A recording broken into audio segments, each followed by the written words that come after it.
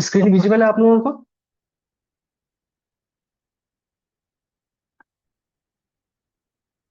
Yes sir. Okay, thank you, ठीक है। सो आज की क्लास में हम लोग इकोनॉमिक्स ऑनर सेमेस्टर 2 का one of the best core paper that is intermediate MME start करने वाला हूं मैं आप लोगों के साथ। इंटरमीडिएट एमएमई को करने के लिए बेसिक नॉलेज आपका सेमेस्टर 1 का आना चाहिए। अगर आपको नहीं आता है तो आपको प्रोवाइड किया जाएगा। और साथ साथ में क्लास 12th, क्लास 11th और अपने बेसिक एकेडमिक लेवल पे, मतलब क्लास 10 9 में जो कुछ चीजें आपने सीखी थी उसको बस आना चाहिए। मैं रिकॉल कराऊंगा क्या चीजें हैं। जब मैं रिकॉल कराऊंगा तो डेफिनेटली आपको समझ में आ जाएगा कि आपने क्या पढ़ा था, उसका कैसे यहाँ पे काम चल रहा है। ठीक है। सो आज की क्लास को स्टार्ट करने से पहले मैं थोड़ा सा आपके सिलेबस के बारे में मैं बता देता हूँ कि आपको क्या पढ़ना है एंड कहाँ से पढ़ना है, और अगर आप मेरे से पढ़ते हो तो आपको क्या सब दिया जाएगा नॉर्मली। ठीक है, और किस तरीके से आपको प्रोसीड करना है। ओके। सो जो ये इंटरमीडिएट एमएमई का पेपर है ना, ये आपके सेमेस्टर 2 के अंदर में तीन डिफरेंट यूनिट के अंदर में डिवाइड किया गया है। सबसे पहला यूनिट जो है आपका यूनिट नंबर 1, इसमें आपको पढ़ना है लीनियर अलजेब्रा के बारे में। Linear algebra. तो मेनली यहाँ पे ना आपको तीन टॉपिक पढ़ने हैं। एक तो वेक्टर, मैट्रिक्स एंड डिटर्मिनेंट्स। अच्छा, क्या ये ट्वेल्थ की तरह ही है? नहीं, ट्वेल्थ का भी कुछ पार्ट है, साथ साथ में कुछ चीजें आप नया सीखोगे। और जो सिंबल और जो रिप्रेजेंटेशन स्टाइल आप ट्वेल्थ में यूज करते थे वो बिल्कुल भी यहाँ पे नहीं है। यहाँ पे आपको हेमंड का पूरा सिंबल यूज करना पड़ेगा। अगर आप में से कई सारे ऐसे बच्चे होंगे जिन्होंने क्लास 12th में सीबीएसई बोर्ड से आप लोग होंगे, तो डेफिनेटली आप लोगों ने क्लास 12th के अंदर में 3D ज्योमेट्री पढ़ा होगा, जहाँ पे वेक्टर भी पढ़ा होगा as well as equation of line and plane भी पढ़ा होगा। तो उन्हीं सब चीजों का कंसेप्ट यहाँ पे यूज किया गया है। बट उतना नहीं किया गया है, ओनली 10 से 20% किया गया है, बट अलग तरीके से। तो आप लोगों को अगर आता है तब भी बढ़िया है, नहीं आता तो भी अच्छा है, क्योंकि आप लोगों को हर चीज शुरुआत से कराया जाएगा। मतलब कई सारे ऐसे भी स्टूडेंट हैं जो डिफरेंट डिफरेंट बोर्ड से हैं, और डिफरेंट डिफरेंट बोर्ड में 3D ज्योमेट्री नहीं होता है कंपलसरी, तो वो लोग साइड ऑप्ट नहीं करते, तो उनके लिए भी कोई प्रॉब्लम नहीं है। आप आराम से बेसिक से और नए तरीके से पढ़ोगे। ठीक है। और बाकी जो क्लास 12th में पढ़ चुके हैं, तो मैं उनको भी थोड़ा रिलेट कराऊंगा कि आपने 12th में क्या पढ़ा था और यहाँ पे आपको क्या अलग करना पड़ रहा है, सो डेट कि आपको कंफ्यूजन ना हो और पेपर में आप अच्छे तरीके से आंसर लिख सको। ओके। चलिए, अब जाके अगर मैं सेकेंड यूनिट की बात करूं, तो दूसरे यूनिट के अंदर में आपको पढ़ना है function of more than one variable के बारे में। Function of more than one variable. अभी तक आपने क्या किया था कि फंक्शन ऑफ वन वेरिएबल पे काम करते थे, मतलब F in terms of X, कहने का मतलब Y in terms of X, मतलब कोई भी फंक्शन आपके किसी एक ही वेरिएबल पे डिपेंड करता था। आज एक से ज्यादा वेरिएबल पे डिपेंड करेगा। और function of more than one variable पे आपने जो भी वन वेरिएबल में पढ़ा था, मतलब जो आपने domain, range, diagram, graph and जो भी चीजें पढ़ी थी, डेरिवेटिव के अंदर में भी आपने अलग अलग टाइप के फंक्शंस के डिफरेंशिएशन सीखे होंगे, इम्प्लिसिट फंक्शन के, कॉम्पोजिट फंक्शन के। उन्हीं सब चीजों को आपको इस यूनिट नंबर 2 के अंदर में दोबारा से function of more than one variable के केस में पढ़ना है। ये थोड़ा सा इंटरेस्टेड टॉपिक है, थोड़ा सा टफ भी है। हाँ, लेकिन अगर आप पैटर्न समझ लोगे तो बहुत अच्छे तरीके से आपको ये समझ में आएगा। ठीक है। और जो आपका थर्ड यूनिट है, यूनिट नंबर 3, इसमें आपको पढ़ना है multi variable optimisation. Multi variable optimisation. अगर आपको आपके सेमेस्टर 1 का इंट्रोडक्टरी एमएमई का सिलेबस याद हो, तो वहां पे आपने पढ़ा था सिंगल वेरिएबल ऑप्टिमाइजेशन, जहां पे आप एक्सट्रीम वैल्यू थ्योरम पढ़ रहे थे। फंक्शन इन वन वेरिएबल के केस में कैसे कॉनकेव कॉन्वेक्स निकालते हैं, मैक्सिमा मिनिमा निकालते हैं, उन्हीं सभी चीजों को आपको function of more than one variable के केस में यहाँ पे पढ़ना है यूनिट नंबर 3 के अंदर। अगर मैं इसको कहाँ से पढ़ना है इसके बारे में आपको बताऊं, तो जो आपका लीनियर अलजेब्रा है आपको हेमंड के बुक को ही फॉलो करना है। और हेमंड के बुक से chapter number 12, chapter number 13 and chapter number 14, तो तीन चैप्टर आपको करने हैं यूनिट नंबर 1 के लिए। सिमिलरली अगर मैं यूनिट नंबर 2 की बात करूं, तो यहाँ से आपको अगेन हेमंड के बुक को ही फॉलो करना है, और वहां से आपको chapter number 15 and chapter number 16 करना है। और तीसरे यूनिट की मैं बात करूं, तो ये अगेन हेमंड की बुक से करना है, और आपको चैप्टर नंबर 17 पढ़ना है। तो देखा जाए तो आपको पहले यूनिट के लिए तीन चैप्टर करने हैं, दूसरे के लिए दो चैप्टर, और तीसरे के लिए एक ही चैप्टर करना है। लेकिन ये एक ही चैप्टर में मतलब बहुत सारे टॉपिक्स है, तो मतलब क्लास की जो लेंथ होगी, मतलब क्लास का जो ड्यूरेशन होगा वो ज्यादा होगा। ऐसा नहीं है कि एक चैप्टर है तो आपको बस 2 3 क्लास में हो जाएगा, नहीं, आपको बहुत कुछ सीखने को मिलेगा। अगर मैं थोड़ा सा ओवरऑल आइडिया दूं वेटेज का, तो पहले यूनिट से भी आपको 30 मार्क्स के क्वेश्चन पूछे जाएंगे।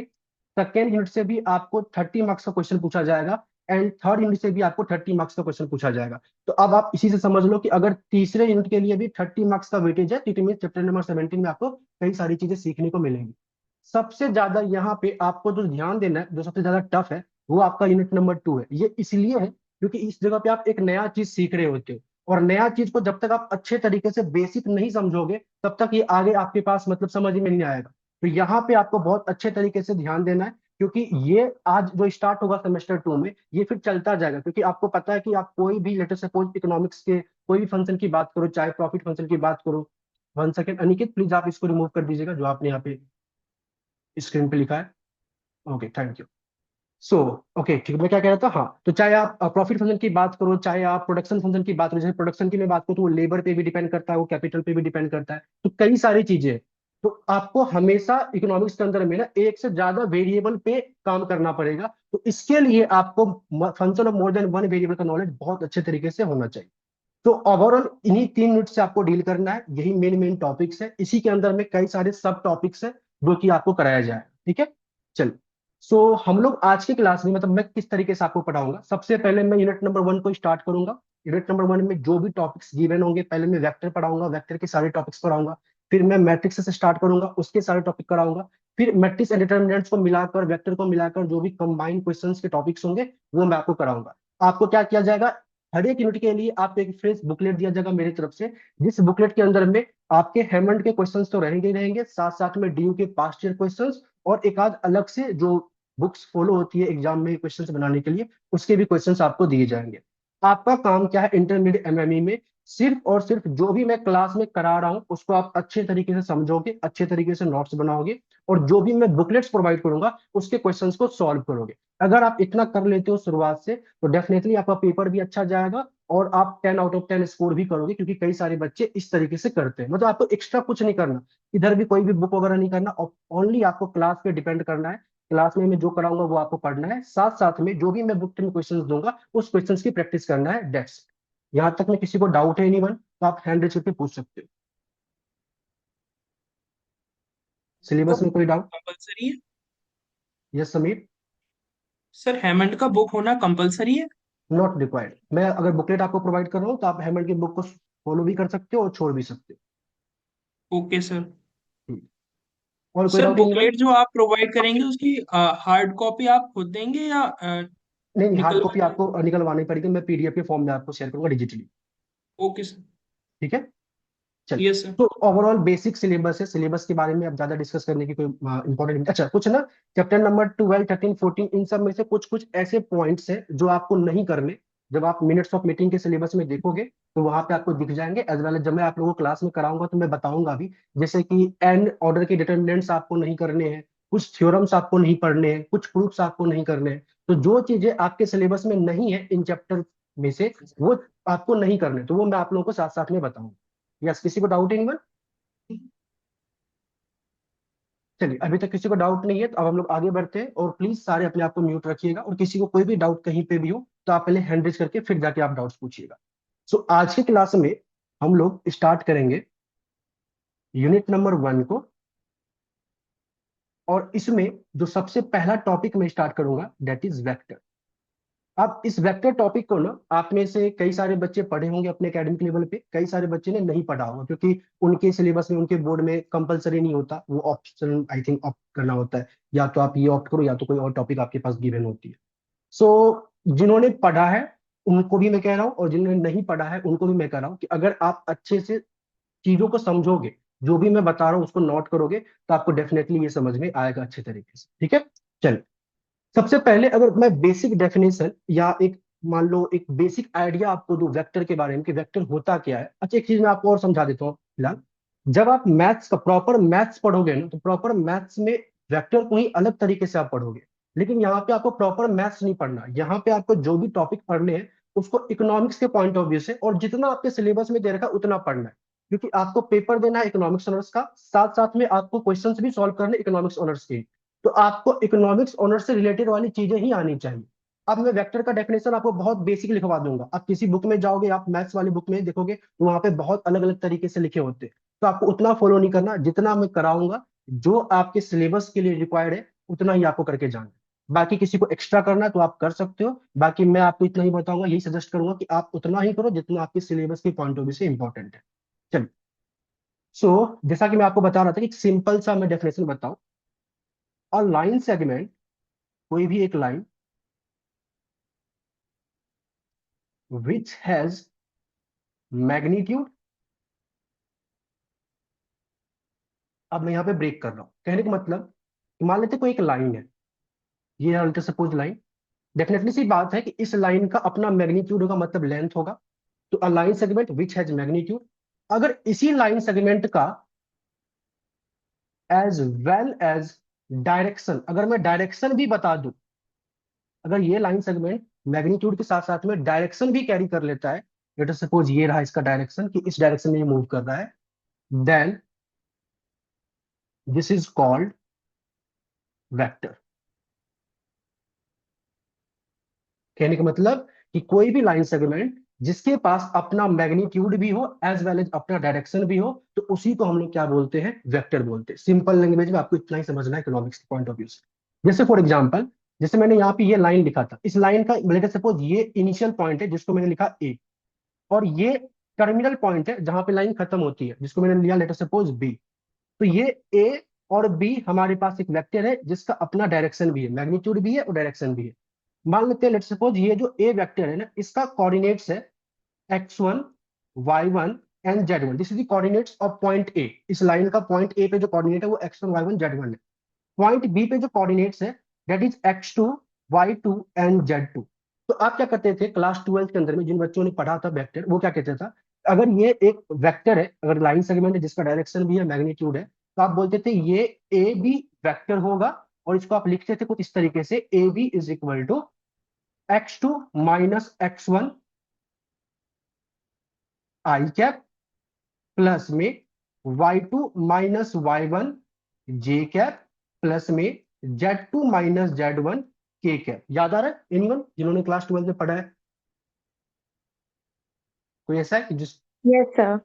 ऐसे करते थे, किसी भी लाइन को वेक्टर में इस तरीके से आप रिप्रेजेंट करते थे। लेकिन हेमंड में क्या करता है, ये इन्हीं चीज को ये इस तरीके से नहीं लिखता है, ये क्या करता है, आपको इसी पर्टिकुलर चीज को कॉलम वेक्टर में रिप्रेजेंट करता है। क्या कहता है, कहता है कि ये जो आपके पास ए बी वेक्टर आया था, इसको आप कुछ इस तरीके से कॉलम में लिखोगे, जैसे आपने मैट्रिक्स में रो एंड कॉलम पढ़ा होगा।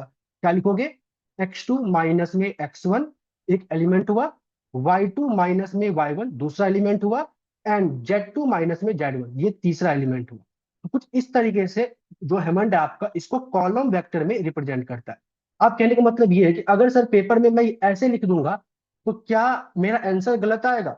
आपका आंसर तो सही आएगा, लेकिन मार्क्स आपको मिलेंगे जीरो। मतलब आप क्लास 12 से वाला तरीका फॉर्मूला कुछ यूज नहीं कर सकते, आपको आपके हेमंड वाले तरीकों के ही यूज करना पड़ेगा। तो आप जिन बच्चों ने नहीं पढ़ा था उसको तो डायरेक्टली पता है कि अगर ए बी वेक्टर है उसको इस तरीके से लिखते हैं, और जिन बच्चों ने पढ़ा था तो उसको मैंने बता दिया कि आप पहले ये करते थे लेकिन अब आपको इस तरीके से लिखना है। यहां तक में कोई डाउट एनीवन? क्लियर है सभी को? चलिए, अगर यहां तक क्लियर है आपको, तो ये मैंने आपको एक बेसिक डेफिनेशन और एक बेसिक मतलब बताया वेक्टर का, कि वेक्टर होता क्या है और उसको लिखते कैसे। अब वेक्टर को पढ़ने के लिए ना कुछ टर्म्स आपको सीखने पड़ेंगे। अब मैं उन्हीं टर्म्स को बारी बारी से समझाता हूँ, जो कि अभी तो आपको समझना है, और समझने के साथ साथ मैं प्रूफ भी कराऊंगा, मतलब जो जिसकी रिक्वायर्ड होगी प्रूफ तो मैं प्रूफ भी कराऊंगा। और बाद में इनकमिंग जो क्वेश्चंस होंगे आने वाली सेकेंड थर्ड क्लास में, वहां पे आप इसको डायरेक्टली यूज कर सकते हो। और क्या आज की क्लास में जो प्रूफ्स होगा या प्रूफ्स भी पेपर में पूछा जा सकता है? यस, डेफिनेटली पूछा जा सकता है। जो भी प्रूफ्स इंपॉर्टेंट होंगे वो मैं आपको बताऊंगा ही, ठीक है, ध्यान दीजिएगा। तो वेक्टर के करॉस्पॉन्ड में सबसे पहले जो हम लोग सीख रहे हैं, नंबर वन, कि हम किसी वेक्टर को किस तरीके से रिप्रेजेंट करते हैं। तो मैंने बोला लेट अस सपोज, लेट कोई वेक्टर ए है, अगर वो वेक्टर के अंदर दो एलिमेंट है, मान लेते हैं A1 एंड A2, इसको आप लोग क्लास 12 में कहते थे कि ये 2D मतलब 2 डायमेंशनल में है। अच्छा, एक चीज मैं आपको समझाता हूँ, ध्यान से देखिएगा। अभी मैंने ना वेक्टर लिखा है ए बी वेक्टर, और अभी यहाँ पे मैंने लिखा वेक्टर ए वेक्टर ओनली। जब मैं यहाँ पे ए बी वेक्टर लिख रहा हूँ, तो आप जब ऊपर से थोड़ा सा इसको मैच कराओगे तो क्या मैं कह सकता हूँ, इस ए बी वेक्टर में जो आपका ए था कंपोनेंट वो इनिशियल पॉइंट था, और जो आपका बी था कंपोनेंट वो टर्मिनल पॉइंट था। तो एक लाइन सेगमेंट के इनिशियल और टर्मिनल पॉइंट को मिलाकर आपने एक वेक्टर का नाम दिया था ए बी वेक्टर। लेकिन मैंने यहाँ पे नॉर्मली बस ए लिखा है। तो आप इन दोनों के बीच में डिफरेंस क्या है, इस बात को समझना है जब भी एक्सक्यूज आपको। मी सर। यस समीर। सर ये पॉइंट आप दोबारा एक्सप्लेन कर दीजिए, मैं सुन नहीं पाया था। ठीक ये है, मैं पॉइंट आगे नंबर वन बताता जो हूँ। ठीक आप है, ठीक है। मैं पॉइंट नंबर वन में बस ये बता रहा हूँ कि किस तरीके से वेक्टर को लिखते हैं, रिप्रेजेंट कैसे करते हैं। ठीक है, तो मैंने यहाँ पे बताया कि यहाँ पे मैंने लिखा vector A, let us suppose कोई वेक्टर ए है, और अभी मैं जस्ट ऊपर ए बी वेक्टर को इस तरीके से लिख रहा था। तो जब मैंने ऊपर आप लोगों को ए बी वेक्टर बताया था कि एक वेक्टर ए बी है, तो आपने क्या देखा था इसमें कि इसमें जो ए वाला कंपोनेंट है ये आपके वेक्टर का इनिशियल पॉइंट था, और जो बी वाला कंपोनेंट था वो टर्मिनल पॉइंट था। तो जब आपके पास दो इस तरीके से लिखा हो कंपोनेंट में, तो आप तो समझ जाओगे कि पहला वाला इनिशियल पॉइंट है, दूसरा वाला टर्मिनल पॉइंट है। लेकिन अगर मान लेते ऐसे मिले आपको कि कोई वेक्टर ए है, नॉर्मली आपको ऐसे ही मिलेगा, तो आप इसमें कौन सा टर्मिनल होगा कौन सा इनिशियल होगा। तो जब भी आपको किसी सिंगल कंपोनेंट में कोई वेक्टर मिले, इसका ये मतलब है कि इस वाले वेक्टर का जो इनिशियल पॉइंट है वो एक ओरिजिन है। ओरिजिन मतलब जीरो जीरो है, कहने का मतलब ये एक ऐसा लाइन है जो जीरो जीरो से स्टार्ट हुआ होगा, और इसका टर्मिनल पॉइंट है ए वन ए टू, मतलब ए कोमा ए। तो कहने का मतलब इसको हम लोग बोलते हैं ए वेक्टर। कहने का मतलब ये कि अगर एक कंपोनेंट में वेक्टर गिवन हो, इट मींस ये ए इस वेक्टर का टर्मिनल पॉइंट होगा और इनिशियल पॉइंट इसका ओरिजिन होगा। ये समझ में आ गया क्या डिफरेंस है ऊपर वाले और नीचे वाले में? किसी को डाउट एनीवन कि ए बी होगा, तो कहने का मतलब पहला वाला वर्ड इनिशियल, दूसरा वाला वर्ड टर्मिनल, और सिंगल अगर ए होगा तो ये जो गिवन है ये टर्मिनल पॉइंट है और इसका इनिशियल पॉइंट ओरिजिन होगा, इसलिए जीरो को यहाँ पे लिखा नहीं गया। क्लियर है? मतलब वो अपने एक्सिस के ओरिजिन से स्टार्ट हो रहा होगा कुछ इस तरीके से। यहां तक क्लियर? ये बस इतना आपको समझना है कि ए बी और इस ए में क्या डिफरेंस था, इसमें किसी को डाउट? चलिए, आई होप किसी को डाउट नहीं। अब मैं समझाता हूँ। सो मान लेते हैं अगर मैंने लिखा वेक्टर ए, अगर इस वेक्टर ए के अंदर में सिर्फ और सिर्फ दो एलिमेंट है, इस वेक्टर को हम लोग बोलते हैं कि ये टू डायमेंशनल में है। अगर वहीं पे इस वेक्टर के अंदर लेट्स सपोज एक और वेक्टर में लिखा वेक्टर बी, और इसके अंदर में मान लेते हैं तीन एलिमेंट है B one B two and B three, तो हम लोग बोलेंगे ये वेक्टर आपके थ्री डायमेंशनल में है, मतलब थ्री डी में फिगर बनेगी।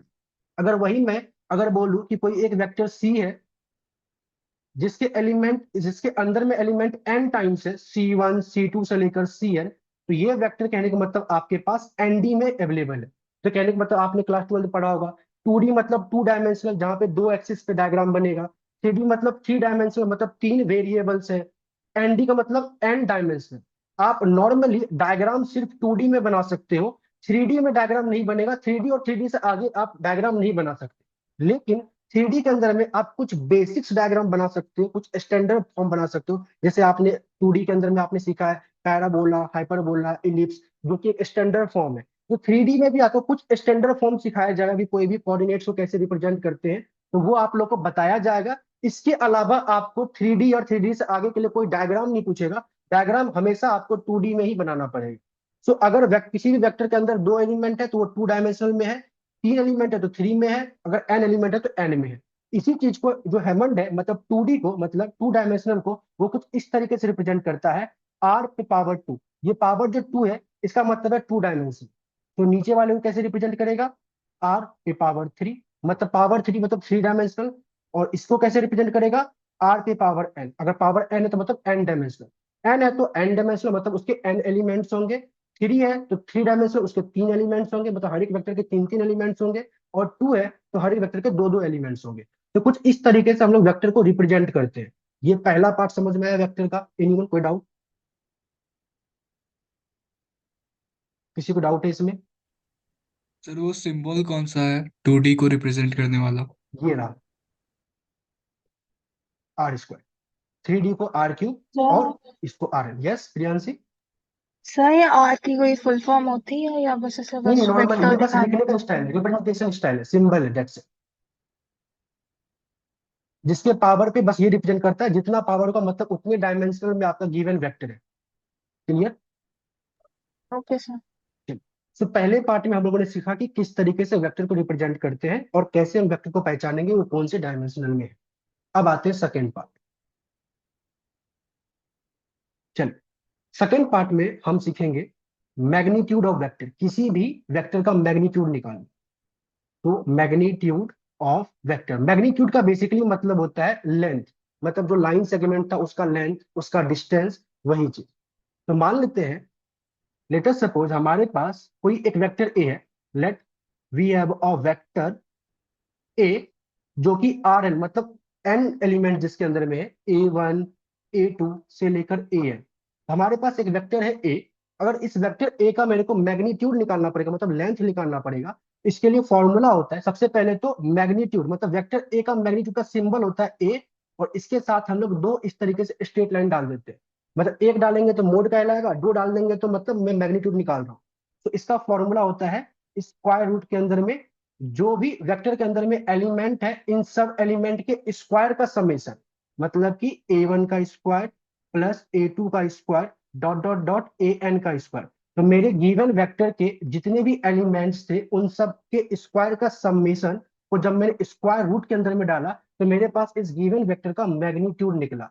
मैग्नीट्यूड जैसा मैंने आपको बताया था लेंथ है, ये एक तरीके से आप लेंथ ही बता रहे हो, मतलब डिस्टेंस ही निकाल रहे हो। जैसे कि फॉर एग्जाम्पल आपने एकेडमिक लेवल में पढ़ा होगा, अगर मान लीजिए कोई लाइन है जिसका इनिशियल पॉइंट है x1 y1, टर्मिनल पॉइंट है x2 y2, मान लीजिए ये कोई लाइन है x2 एंड y2, आपको इस लाइन का डिस्टेंस निकालना होगा तो क्या फॉर्मूला आप लगाते थे डिस्टेंस का? x2 माइनस x1 का स्क्वायर प्लस में y2 माइनस y1 का स्क्वायर। ये याद आ रहा है सभी को?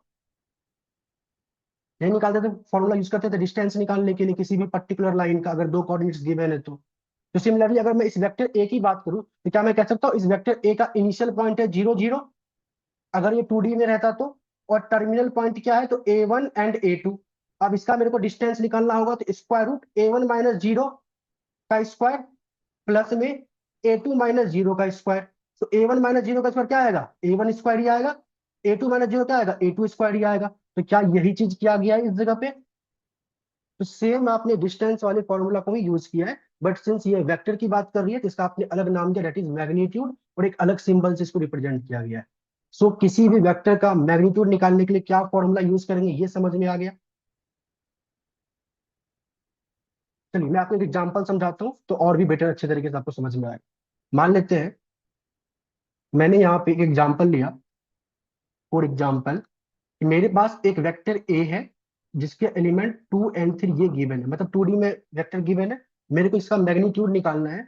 इस वेक्टर ए का जो मैग्नीट्यूड होगा इसके लिए मैं फॉर्मूला क्या लगाऊंगा, इस वेक्टर ए के एलिमेंट जितने भी होंगे उसके स्क्वायर का समेशन।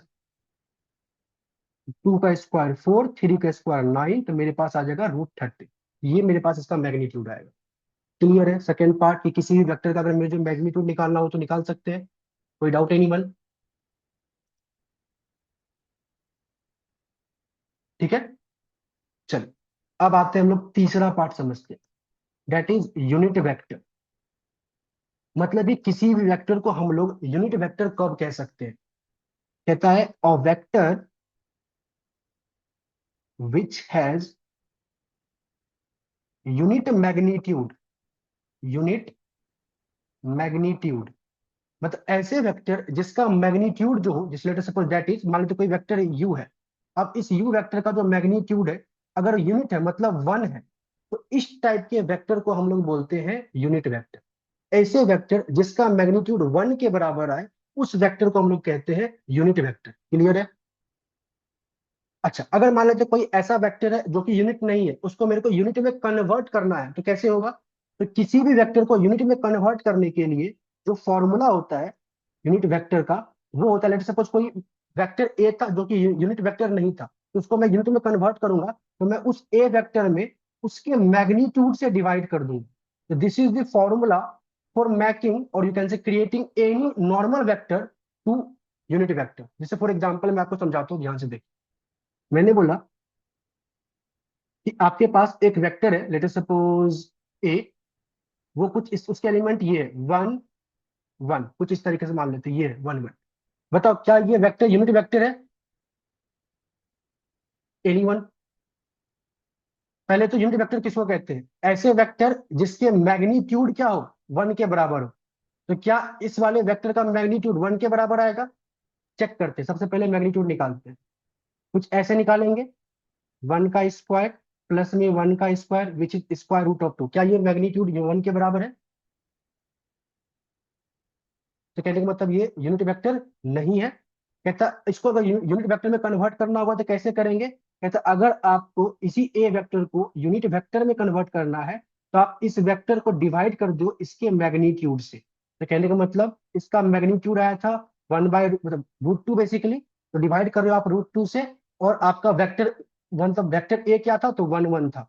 अब जाके जो एलिमेंट बनेगा वो 1/√2 1/√2 बनेगा। तो अब जो मेरे पास ये वेक्टर है ना, ये आपका एक यूनिट वेक्टर कहलाएगा, क्योंकि आप इसका जो है निकाल लो, मतलब क्या निकाल लो, अब इसका आप निकाल लो मैग्नीट्यूड, देखो क्या आता है। कैसे निकालेंगे? सर एक बार सर एक बार यूनिट वेक्टर दोबारा समझा दीजिए। ठीक है, मैं दोबारा समझा देता हूँ। क्या ये पहले बताओ, ये 1 के बराबर आ गया? 1/√2 का स्क्वायर 1/2, 1/√2 का स्क्वायर सर 1/2। यस, सर इसका साइन म्यू है या यू है? यू है, you, normally you. Okay sir.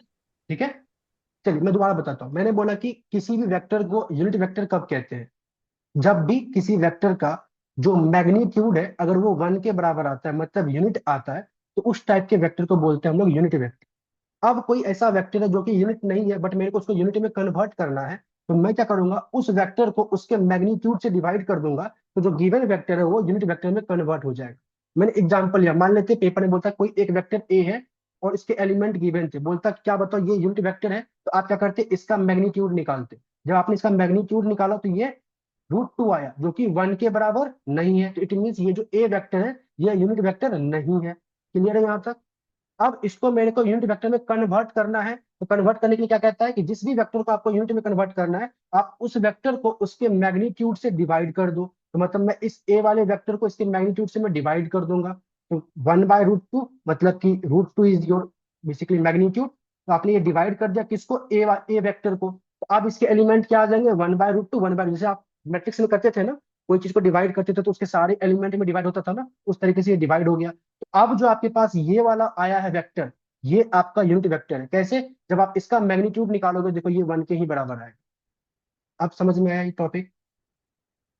तीसरा, इस तीसरे में दो चीजें मैंने आपको बताई कि किसी भी वेक्टर को यूनिट वेक्टर कब कहेंगे, और दूसरा मैंने बताया कि अगर वो यूनिट वेक्टर नहीं है तो उसको कैसे कन्वर्ट करेंगे। यहां तक क्लियर है? एनीवन कोई डाउट? आगे बढ़े? चलिए, वेरी गुड। अगर यहां तक में कोई डाउट नहीं है तो अब हम लोग आगे बढ़ते। So fourth part, that is addition and subtraction of vector. किसी भी दो वेक्टर को कैसे हम ऐड करते हैं, कैसे सब्ट्रैक्ट करते हैं, वो सीख रहे हैं। तो लेट अस सपोज, लेट हमारे पास एक वेक्टर ए है, वो कुछ इस तरीके से है, A1 A2 से लेकर an, मतलब n एलिमेंट का है। एंड एक वेक्टर बी है जो कि कुछ इस तरीके से है। लेट अस सपोज इसको मैं B1 लिख रहा हूँ, B1 B2 से लेकर Bn। अब मेरे को इसका एडिशन निकालना होगा, मतलब अगर मैं वेक्टर a प्लस बी, इन दोनों वेक्टर का एडिशन निकालूंगा, ये कुछ इस तरीके से होगा कि जो वेक्टर a का पहला एलिमेंट है और जो वेक्टर b का पहला एलिमेंट है, इन दोनों को मैं ऐड करूंगा कुछ इस तरीके से, A1 प्लस में B1। सिमिलरली जो वेक्टर a का दूसरा एलिमेंट है, जो वेक्टर b का दूसरा एलिमेंट है, उन दोनों को ऐड करूंगा A2 प्लस में B2। एंड सिमिलरली जो वेक्टर a का लास्ट एलिमेंट होगा और जो वेक्टर b का लास्ट एलिमेंट होगा उसको मैं ऐड करूंगा। तो इस तरीके से मेरे पास किसी दो वेक्टर का एडिशन निकलेगा। मैंने इनको इनको एक बार ऐड किया, फिर मैं A2 B2 को मैंने ऐड किया, सिमिलरली A3 B3 ऐड होता, and so on so for AN BN add होगा। इस तरीके से हमारे पास किसी दो वेक्टर का एडिशन आएगा। एंड अगर मेरे को इसी का सब्ट्रैक्शन निकालना होता, मतलब a माइनस बी निकालना होता, तो इसके लिए भी मैं यही करता, वेक्टर a का पहला एलिमेंट में वेक्टर b के दूसरे एलिमेंट को माइनस करता, सिमिलरली वेक्टर a के दूसरे एलिमेंट में वेक्टर b के दूसरे एलिमेंट को माइनस करता, and so on so for vector a के लास्ट एलिमेंट में वेक्टर b के लास्ट एलिमेंट को माइनस करता। तो कुछ इस तरीके से मेरे को a माइनस बी वेक्टर मिलता। फॉर एग्जाम्पल अगर लेके चले, अगर मान लेते हैं फॉर एग्जाम्पल कोई वेक्टर ए है जो कि कुछ इस तरीके से आपके पास गिवन है 3 1, एंड कोई वेक्टर बी है जो लेट अस सपोज आपके पास गिवन है 2 और 5। तो अब आपको क्या निकालना है, इन दोनों वेक्टर का एडिशन ए प्लस बी। कैसे निकलेगा? वेक्टर ए का पहला एलिमेंट, वेक्टर बी का दूसरा एलिमेंट, फिर वेक्टर ए का सॉरी वेक्टर बी का सॉरी वेक्टर ए का पहला एलिमेंट और वेक्टर बी का भी पहला एलिमेंट, और नीचे वेक्टर ए का दूसरा एलिमेंट, वेक्टर बी का दूसरा एलिमेंट। इसको सॉल्व करोगे, 3 + 2 5, 5 + 1 6, आपके पास ये आ जाएगा, this is A plus B. Similarly अगर मेरे को ए माइनस बी निकालना होता तो कैसे मैं निकालता? मैं वेक्टर ए के पहले एलिमेंट को और वेक्टर बी के पहले एलिमेंट का डिफरेंस, सिमिलरली वेक्टर ए के पहला एलिमेंट, वेक्टर बी का पहला दूसरा, वेक्टर ए का दूसरा एंड वेक्टर बी का भी दूसरा, आई थिंक 5 है, 5। इसको करोगे तो 3 - 2 1, 1 - 5, ये इस तरीके से हमारे पास a माइनस बी आता है। यहाँ तक क्लियर है? अच्छा, अगर मैं मान लेते b माइनस ए निकालूंगा तो पहले b बाद में a रखूँ, तो वेक्टर b का पहला element that is 2, vector a का पहला एलिमेंट दैट इज 3, कुछ इस तरीके से आता।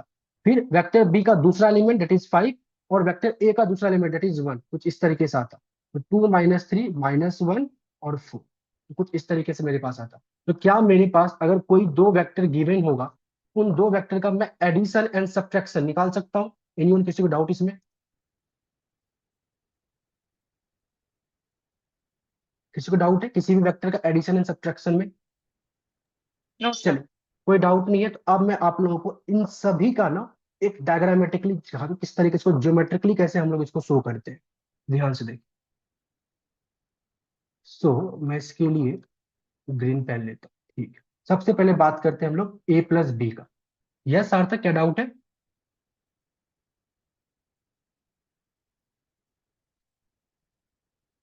कोई डाउट सार्थक? चलिए, कोई डाउट हुआ तो आप एक बार चैट बॉक्स में लिख दीजिएगा, फिर मैं चेक करता हूँ, या फिर आप क्लास के बाद में भी पूछ सकते हो अगर आपको नॉर्मल कोई डाउट है। ठीक है। सबसे पहले अगर मैं इस ए वेक्टर को लिखना चाहूं, मतलब ड्रॉ करना चाहूं, तो कोई मेरे को बताएगा इस ए वाले वेक्टर का इनिशियल पॉइंट क्या होगा? एनीवन?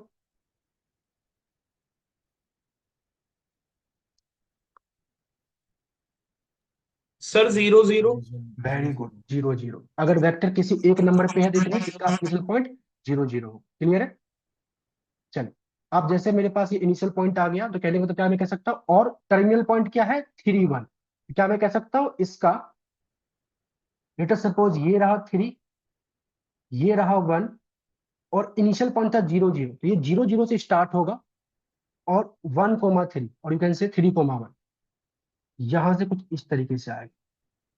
अब ये एक लाइन सेगमेंट है और इस लाइन सेगमेंट का अपना क्या है? डायरेक्शन भी है।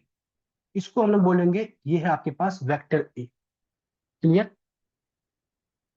सिमिलरली वेक्टर बी को मैं ड्रॉ कर रहा हूं, तो वेक्टर बी का इनिशियल पॉइंट अगेन 0 0 और टर्मिनल पॉइंट 2 5। तो लेटर सपोज ये आपके पास टर्मिनल है, लेटर सपोज ये रहा 2, थोड़ा बीच पे ले आते, ठीक है। हाँ चलो, ये रहा 2, और लेटर सपोज ये रहा, इसके थोड़ा और ऊपर आ जाते हैं 5। तो 2 5 समवेयर हियर, तो जो ओरिजिन से स्टार्ट होगा और उस पॉइंट पे जाएगा, तो कुछ इस तरीके से एक लाइन सेगमेंट है जिसका आप डायरेक्शन भी बता सकते हो। तो ये आपके पास क्या आ जाएगा? Vector B. तो सबसे पहले तो ए वेक्टर को कैसे ड्रॉ किए और बी वेक्टर को कैसे ड्रॉ किए, ये समझ में आ गया? क्लियर है सभी को? अब मैं क्या कर रहा हूँ, ए प्लस बी को ड्रॉ कर रहा हूँ। तो ए प्लस बी मेरा क्या है? अगेन ए प्लस बी वेक्टर में इनिशियल पॉइंट 0 0 होगा, टर्मिनल पॉइंट 5 6, मतलब 0 0 से स्टार्ट होगा और टर्मिनल पॉइंट इसका क्या है? 5 6। लेटर सपोज 5 है यहाँ पे आपका समवेयर हियर, और 6 है इसके ऊपर समवेयर हियर। तो अब इन दोनों पॉइंट को मिलाकर लेटर सपोज ये कोई पॉइंट बन रहा है। अब मैं यहाँ से इनिशियली मतलब ओरिजिन से स्टार्ट करूंगा और कुछ इस तरीके से रखूंगा, तो मेरे पास क्या आ जाएगा? ये direction that is A plus B vector. Clear है? तो मैंने क्या बनाया, ये मेरे पास ए वेक्टर था, ये मेरे पास बी वेक्टर था, और ये मेरा ए प्लस बी वेक्टर था। यहां तक में कोई डाउट ही नहीं बन? ये क्लियर है आप लोगों को? अच्छा, अगर ये क्लियर है, एक चीज और देखो। मैंने क्या बोला कि जो आपका ए वेक्टर था ना, इसके टर्मिनल पॉइंट को मैंने नाम दिया कैपिटल ए, और बी वाले वेक्टर के टर्मिनल पॉइंट को मैंने नाम दिया कैपिटल बी, और ए प्लस बी वाला जो वेक्टर था उसका टर्मिनल पॉइंट को मैंने नाम दिया कैपिटल सी।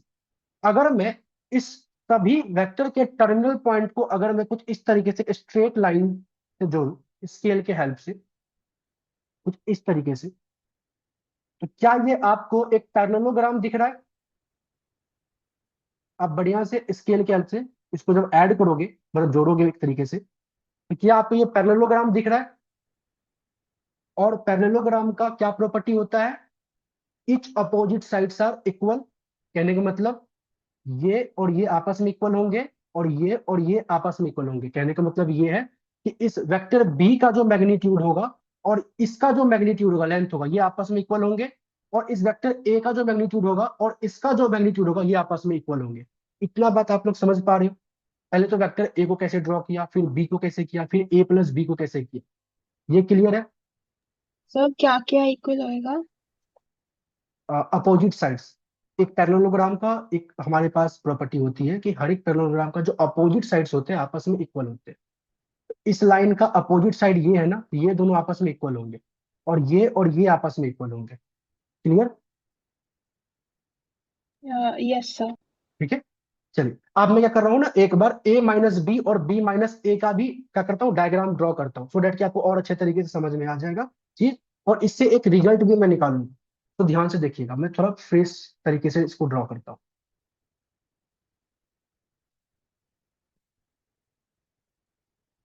चलो, और एक और मैं लेके चलता हूँ जो कि b माइनस ए भी करते हैं, क्योंकि हम लोग दोनों भी कर सकते हैं ना। जब दोनों लिखा है तो दोनों करते हैं और दोनों से कुछ चीजें समझते हैं।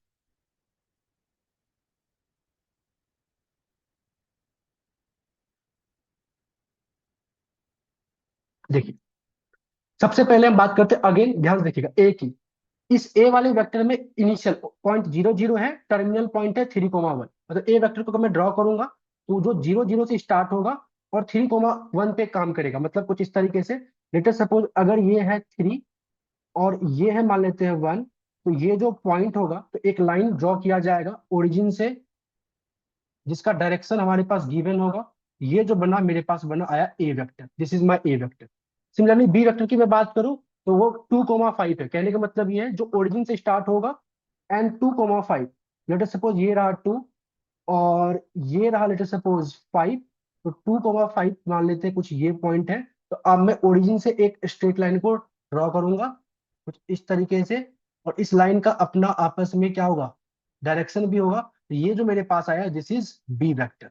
अब मैं क्या कर रहा हूँ, ए माइनस बी निकाल रहा हूँ। तो ए माइनस बी मेरे पास क्या आया था, अगेन ये ओरिजिन से स्टार्ट होगा और टर्मिनल पॉइंट होगा 1 और -4, 1 एंड -4। तो कहने का मतलब क्या मैं कह सकता हूँ, इसका 1 समवेयर यहाँ पे रहेगा और -4 लेट अस सपोज समवेयर ये रहा -4। तो कहने का मतलब ये वो पॉइंट है, तो ओरिजिन से स्टार्ट होगा और इस पॉइंट पे एक स्ट्रेट लाइन आएगा, उसको हम लोग बोलेंगे क्या, तो ए माइनस बी वेक्टर।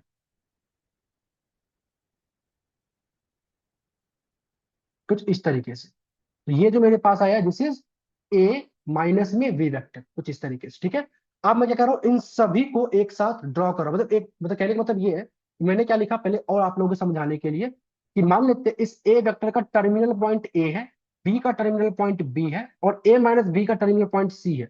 अब इन सभी के टर्मिनल पॉइंट को जब मैं एक स्ट्रेट स्केल के हेल्प से ऐड करूंगा कुछ इस तरीके से,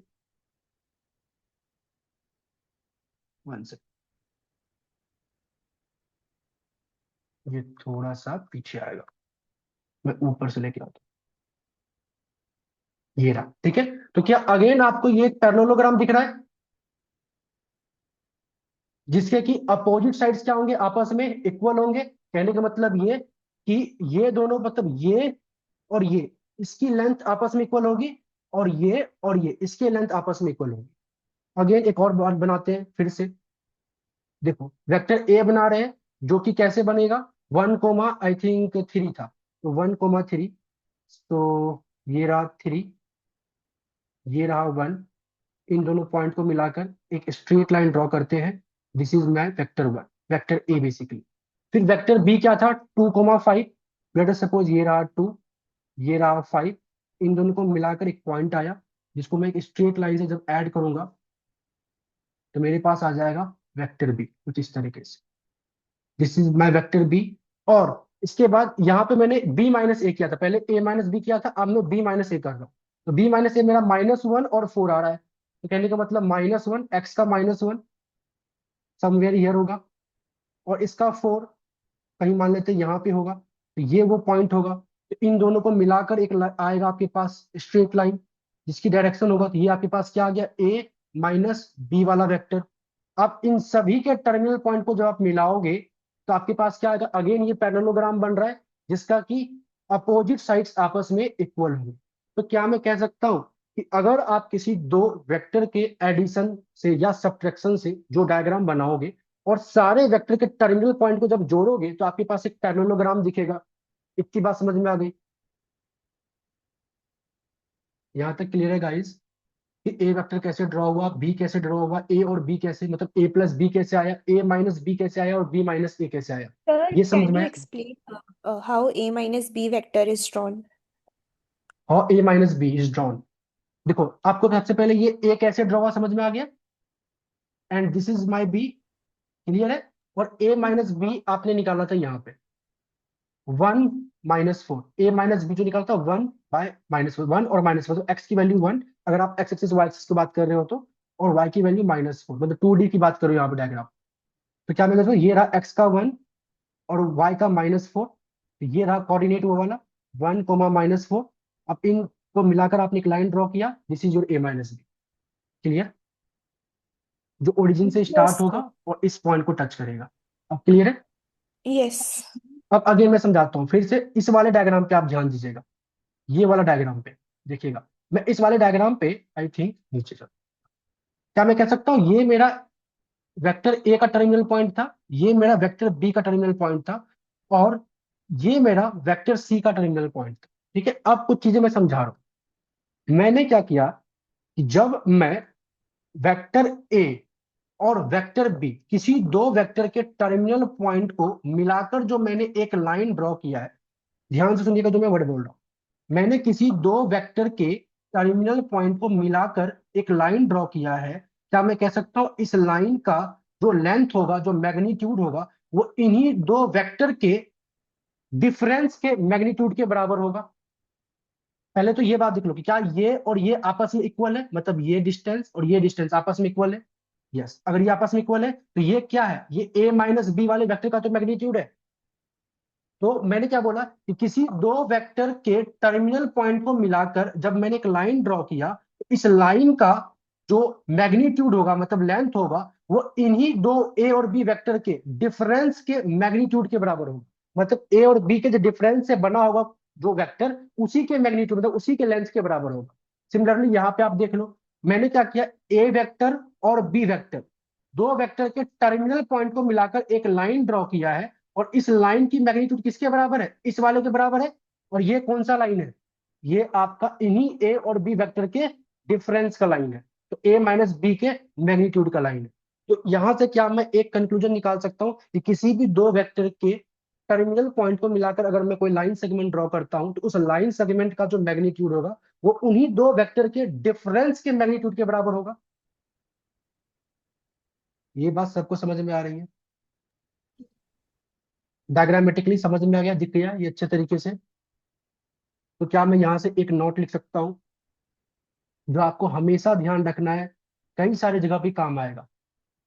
अ line drawn from the joining of the terminal point of any two vector,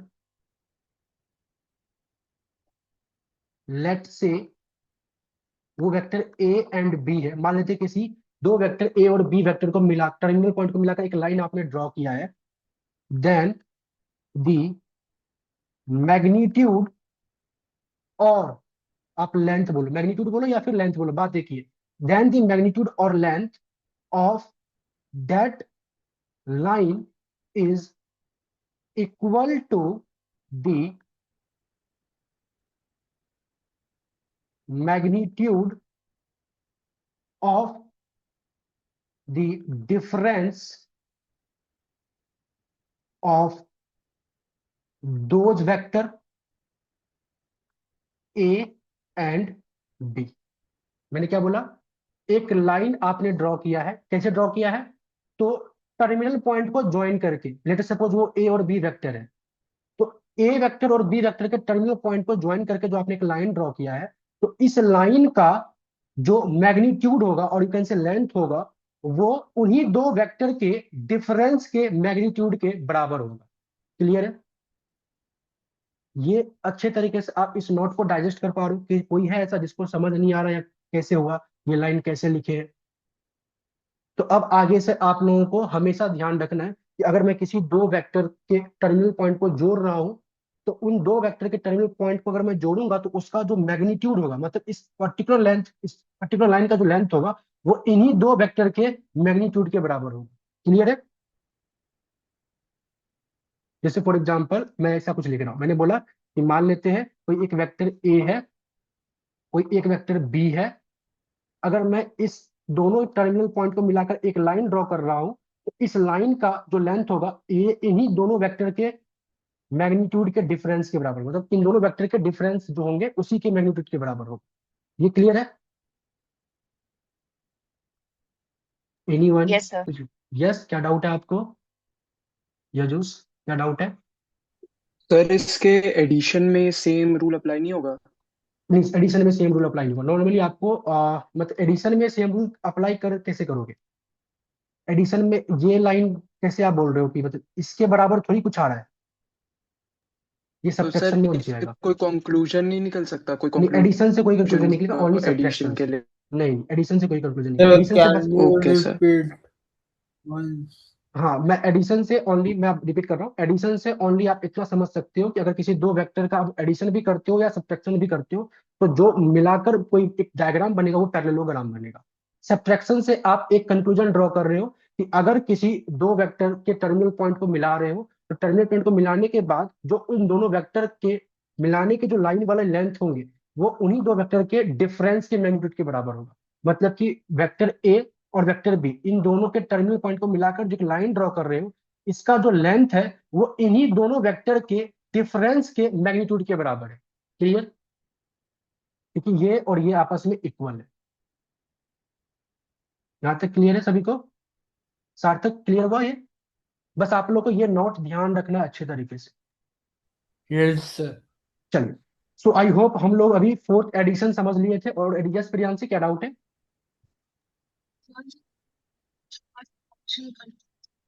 yes Priyanshi, बताओ क्या डाउट है? आई थिंक आपकी वॉइस ब्रेक हो रही है। साहब आ रही है। हाँ, अब आ रही है, बोलो। तो ना नंबर सोचते हैं A और B सब्ट्रैक्शन करते हैं प्रियांशी, उसके आई थिंक आपकी फिर से ब्रेक हो गई। कोई है ऐसा जो क्लियर सुन पा रहा है प्रियांशी की आवाज को? एनीवन?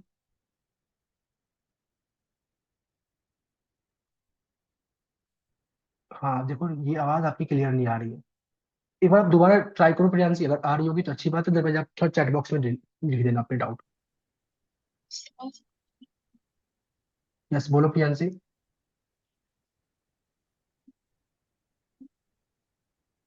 प्रियांशी, अगेन आपकी आवाज नहीं आ रही। आपने एक बार चैट बॉक्स में लिख दो डाउट को, अगर मैं समझूंगा, या फिर आप क्लास के एंड में पूछ लेना। आप एक बार नोट कर लो उस डाउट को, वहां पे मैं फिर पूछ लेना क्लास के एंड में। ठीक है? चलिए, सो हम लोग फोर्थ पार्ट समझ गए। अब हम लोग फिफ्थ पार्ट, मतलब अब वेक्टर मतलब यही हम लोग अलग अलग चीजों को समझ रहे हैं, टर्म्स को समझ रहे हैं। चार टर्म्स अब तक में हम लोगों ने सीख लिया कि वेक्टर को लिखते कैसे हैं, समझते कैसे हैं। सेकेंड टर्म हम लोगों ने सीखा कि वेक्टर का किस तरीके से मैग्नीट्यूड निकालते हैं। फिर सीखा कि यूनिट वेक्टर क्या होता है, और फिर एडिशन एंड सब्ट्रैक्शन, और एडिशन एंड सब्ट्रैक्शन से एक कंक्लूजन भी निकालना है। अब फिफ्थ पार्ट देखते हैं कि डॉट प्रोडक्ट। डॉट प्रोडक्ट, ठीक है? Yes, definitely Priyanshi, number of element same होने चाहिए सब्ट्रैक्शन और एडिशन में। ये बेसिक आपने पढ़ा होगा मैट्रिक्स एंड डिटरमिनेंट से कॉरस्पॉन्ड में। यस, डेफिनेटली क्लियर है सभी को। मैं बता देता हूँ, अभी प्रियांशी का डाउट ये था कि सर अगर मैं किसी दो वेक्टर को जब मैं ऐड कर रहा हूँ, तो क्या उसके एलिमेंट जो है अंदर में वो नंबर ऑफ सेम होने चाहिए? यस, डेफिनेटली सेम होने चाहिए। अगर आपका ये नंबर ऑफ एलिमेंट अगर अलग अलग होते हैं तो फिर आप ऐड नहीं कर पाओगे। तो एक चीज मैंने आप लोग को बेसिक में नहीं बताया, तो आप लोग, मैं रिपीट कर देता हूँ कि कोई भी दो वेक्टर का एडिशन एंड सब्ट्रैक्शन आप तभी कर सकते हो जब उन दोनों वेक्टर के अंदर में जो नंबर ऑफ एलिमेंट्स है वो सेम है, मतलब दोनों ही वेक्टर सेम डायमेंशनल में होने चाहिए, तब जाके ही उसका एडिशन एंड सब्ट्रैक्शन होगा। क्लियर? तो फिर प्रियांशी हम लोग नहीं कर सकते, अगर नंबर ऑफ एलिमेंट सेम नहीं होता तब उसका एडिशन एंड सब्ट्रैक्शन नहीं हो पाएगा। चलिए, मैं तो कहने में तो आप ऐसा थोड़ी है कि 2D और 3D दोनों मिक्स अप करके काम करोगे, नहीं, या तो 2D में काम होगा, या तो 3D में काम होगा, या तो 4D में काम होगा, and so on so forth. चलिए, अगेन आप डॉट प्रोडक्ट की बात करते हैं, मान लेते हैं लेट एक हमारे पास वेक्टर ए है जो जिसके एलिमेंट है A1 A2 से लेकर AN, मतलब ND में मेरे पास वेक्टर है, एंड एक वेक्टर मेरे पास B है जिसके एलिमेंट है B1 B2 से लेकर BN, कुछ इस तरीके से। तो इन दोनों वेक्टर का जो डॉट प्रोडक्ट होगा, मतलब A.B, इन दोनों वेक्टर का जो मैंने डॉट प्रोडक्ट निकाला है वो कुछ ऐसा होगा। इसको मैं थोड़ा बड़ा कर दूं, ठीक है। वो कुछ इस तरीके से होगा। मैं वेक्टर ए का मतलब ए के पहले एलिमेंट को बी के पहले एलिमेंट से मल्टीप्लाई करूंगा, मतलब डॉट प्रोडक्ट करूंगा, मतलब A1 .B1, फिर बाद में आएगा प्लस, फिर ए के दूसरे एलिमेंट को बी के दूसरे एलिमेंट से मल्टीप्लाई करूंगा और यू कैन से डॉट प्रोडक्ट करूंगा, जो कि A2 .B2। सिमिलरली फिर अगेन ए के तीसरे एलिमेंट और बी के तीसरे एलिमेंट को मल्टीप्लाई करूंगा, प्लस डॉट डॉट डॉट चलता जाएगा, ए के लास्ट एलिमेंट और बी के लास्ट एलिमेंट को मल्टीप्लाई करूंगा, और इसको जब मैं जोड़ू के एक जो मेरे पास नंबर आएगा वो एक सिंगल फिगर में आएगा, that is your dot product. हमेशा ये स्केलर में और कहीं से कांस्टेंट टर्म आएगा। जैसे फॉर एग्जांपल मैं आपको यहाँ पे समझाता हूँ। मान लेते कोई एक वेक्टर ए है जिसके एलिमेंट है 2 और 3, और एक वेक्टर बी है जिसका एलिमेंट है 5 एंड लेटर सपोज 7। मेरे को A.B निकालना है, तो A.B क्या होगा, वेक्टर ए का पहला एलिमेंट और वेक्टर बी का पहला एलिमेंट आपस में मल्टीप्लाई होंगे, प्लस वेक्टर ए का दूसरा एलिमेंट वेक्टर बी का दूसरा एलिमेंट आपस में मल्टीप्लाई होंगे, और इसको आप जब सॉल्व करोगे तो आपके पास 10 प्लस में 21, फाइनल आंसर आपके पास 31 आ जाएगा। तो this is the A.B। Clear? कोई डाउट एनीवन किसी को? क्लियर है यहाँ तक? चलिए, अगर क्लियर है तो हम लोग कुछ प्रॉपर्टीज देखते हैं related to dot product. Some properties related to dot product.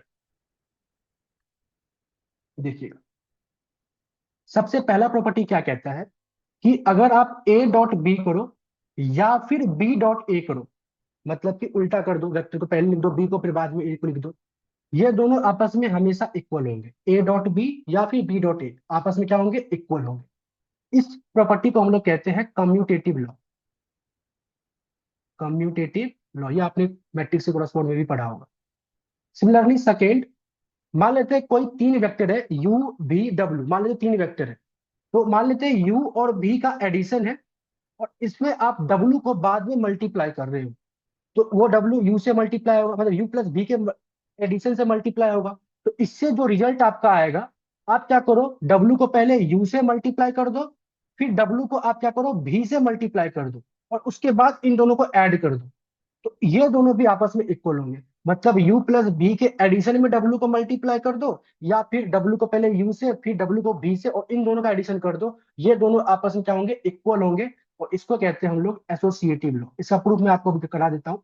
Note, sorry, associative law नहीं, सर ये डिस्ट्रीब्यूटिव लॉ। म्यू है या यू है? Normal you, normal you, not mu है, नॉर्मल यू है, ठीक है। Okay sir. Distributive law. अच्छा, हो सकता है डिस्ट्रीब्यूटिव लॉ का आपको प्रूफ भी आ जाए, मैं आपको कराता हूँ, 3-4 नंबर में प्रूफ्स भी आते हैं। अब आते हैं तीसरे पार्ट इसका। मान लेते हैं कि कोई एक वेक्टर u है और इसके साथ में कोई एक स्केलर, स्केलर मतलब कोई कांस्टेंट नंबर मल्टीप्लाई किया गया है, 2 3 कुछ भी, तो ये हमारे पास एक वेक्टर है। अब इसके साथ एक मान लेते हैं b वेक्टर को आप मल्टीप्लाई करो, तो इसका रिजल्ट, या फिर आप u और b दो वेक्टर को एक साथ मल्टीप्लाई कर दो और उसके साथ आप स्केलर को मल्टीप्लाई कर दो, ये भी आपस में इक्वल होंगे। मतलब कि किसी एक वेक्टर के साथ पहले स्केलर मल्टीप्लाई कर दो, फिर बाद में उनके साथ किसी दूसरे वेक्टर को मल्टीप्लाई करो, उसका रिजल्ट, और दो वेक्टर को आपस में मल्टीप्लाई करके फिर जाके स्केलर को मल्टीप्लाई कर दो, उसका रिजल्ट आपस में इक्वल होंगे। इस पर्टिकुलर चीज को हम लोग कहते हैं एसोसिएटिव लॉ। एसोसिएटिव लॉ, ठीक है। तो ये कम्यूटेटिव लॉ का कोई सेंस नहीं बनता, मतलब A.B आप आराम से शो कर सकते हो। मैं सर टू एक एंड बार थर्ड वाला दोबारा समझा दीजिए। बिल्कुल बता देता हूँ, मैं 2 और 3 को प्रूफ करता हूँ। एंड थर्ड में मैंने क्या बोला था कि आप, अच्छा मैं यहाँ पे लिख देता हूँ, थर्ड वाले में ना, यहाँ पे U and B are vector, ये दो वेक्टर्स हैं, एंड जो K है, K इज स्केलर, ये एक स्केलर मतलब कोई कांस्टेंट नंबर है। तो मैंने क्या बोला कि आप क्या करो, अपने वेक्टर में कोई कांस्टेंट नंबर को पहले मल्टीप्लाई कर दो, और जो भी रिजल्ट आएगा उसको फिर दूसरे वाले वेक्टर से मल्टीप्लाई कर दो। इससे जो फाइनल रिजल्ट आएगा वो, और या फिर आप वो दोनों वेक्टर को पहले मल्टीप्लाई कर दो उसके बाद स्केलर को मल्टीप्लाई करो, और इससे जो रिजल्ट आएगा ये दोनों आपस में इक्वल होंगे। और इस पर्टिकुलर चीज को हम लोग बोलते हैं एसोसिएटिव लॉ। क्लियर? क्लियर है समीर?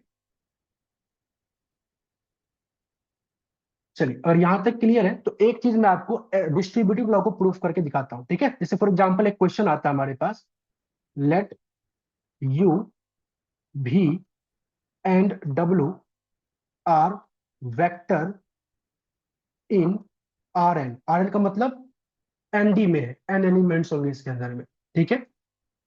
देन प्रूव दैट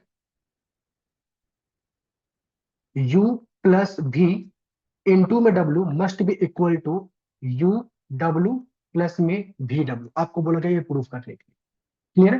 तो कहने का मतलब हमारा टू प्रूफ क्या है कि u प्लस भी इंटू में w ये इक्वल है किसके, u w प्लस में भी w के। कैसे प्रूफ करेंगे देखो, सबसे पहले मैं एलएचएस को स्टार्ट करूंगा। स्टार्ट करने से पहले मैं थोड़ा डिफाइन कर दूंगा। क्या डिफाइन करूंगा? लेट जो मेरे पास वेक्टर u है उसके कुछ इस तरीके से एलिमेंट हो सकते हैं, u1 u2 से लेके un, क्योंकि ये एनडी के फॉर्म में गिवन है, आपको बोल रखा है एनडी के फॉर्म में है। जो वेक्टर भी है वो ये होगा v1 v2 से लेके vn, एंड जो वेक्टर w है वो क्या है, वो w1 w2 से लेकर w। अब जाके मैं क्या करूंगा, एलएचएस को लूंगा। एलएचएस मेरा क्या है, u प्लस भी इंटू में w, ये है मेरे पास। तो सबसे पहले मैं u प्लस भी निकाल लेता हूँ। u प्लस भी मेरा क्या होगा, u क्या है, u1 u2 से लेके un, प्लस भी मेरे पास क्या है, v1 v2 से लेके vn। तो u प्लस भी मेरे पास क्या आएगा, u1 plus v1 u2 plus v2 से लेकर un प्लस vn। अभी मैंने आपको बताया था अगर मेरे पास कोई दो वेक्टर गिवन हो u एंड v, इन दोनों का एडिशन कैसे करते हैं, तो u के पहले एलिमेंट को v के दूसरे पहले एलिमेंट से ऐड करेंगे, फिर इसका सेकंड एलिमेंट इसका सेकंड एलिमेंट ऐड करेंगे, and so on so forth. ये मेरे पास क्या आ गया, u प्लस v आ गया। अब मैं निकाल रहा हूँ क्या, तो u प्लस भी इंटू में w।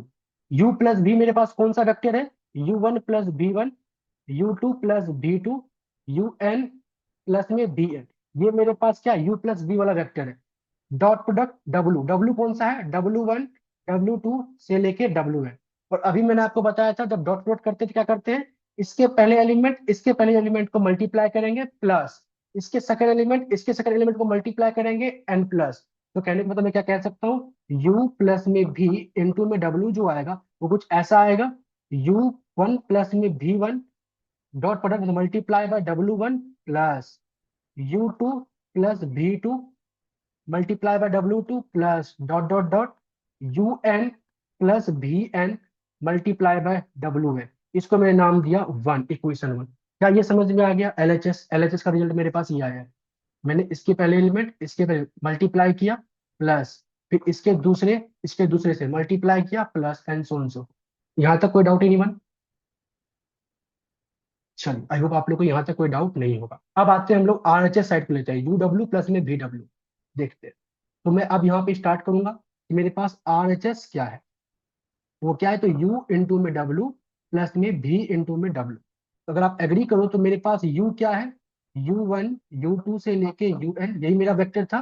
w क्या है, w1 w2 से लेके wn, प्लस v वेक्टर क्या था, v1 v2 से लेके vn, और w क्या था, अगेन w1 w2 से wn।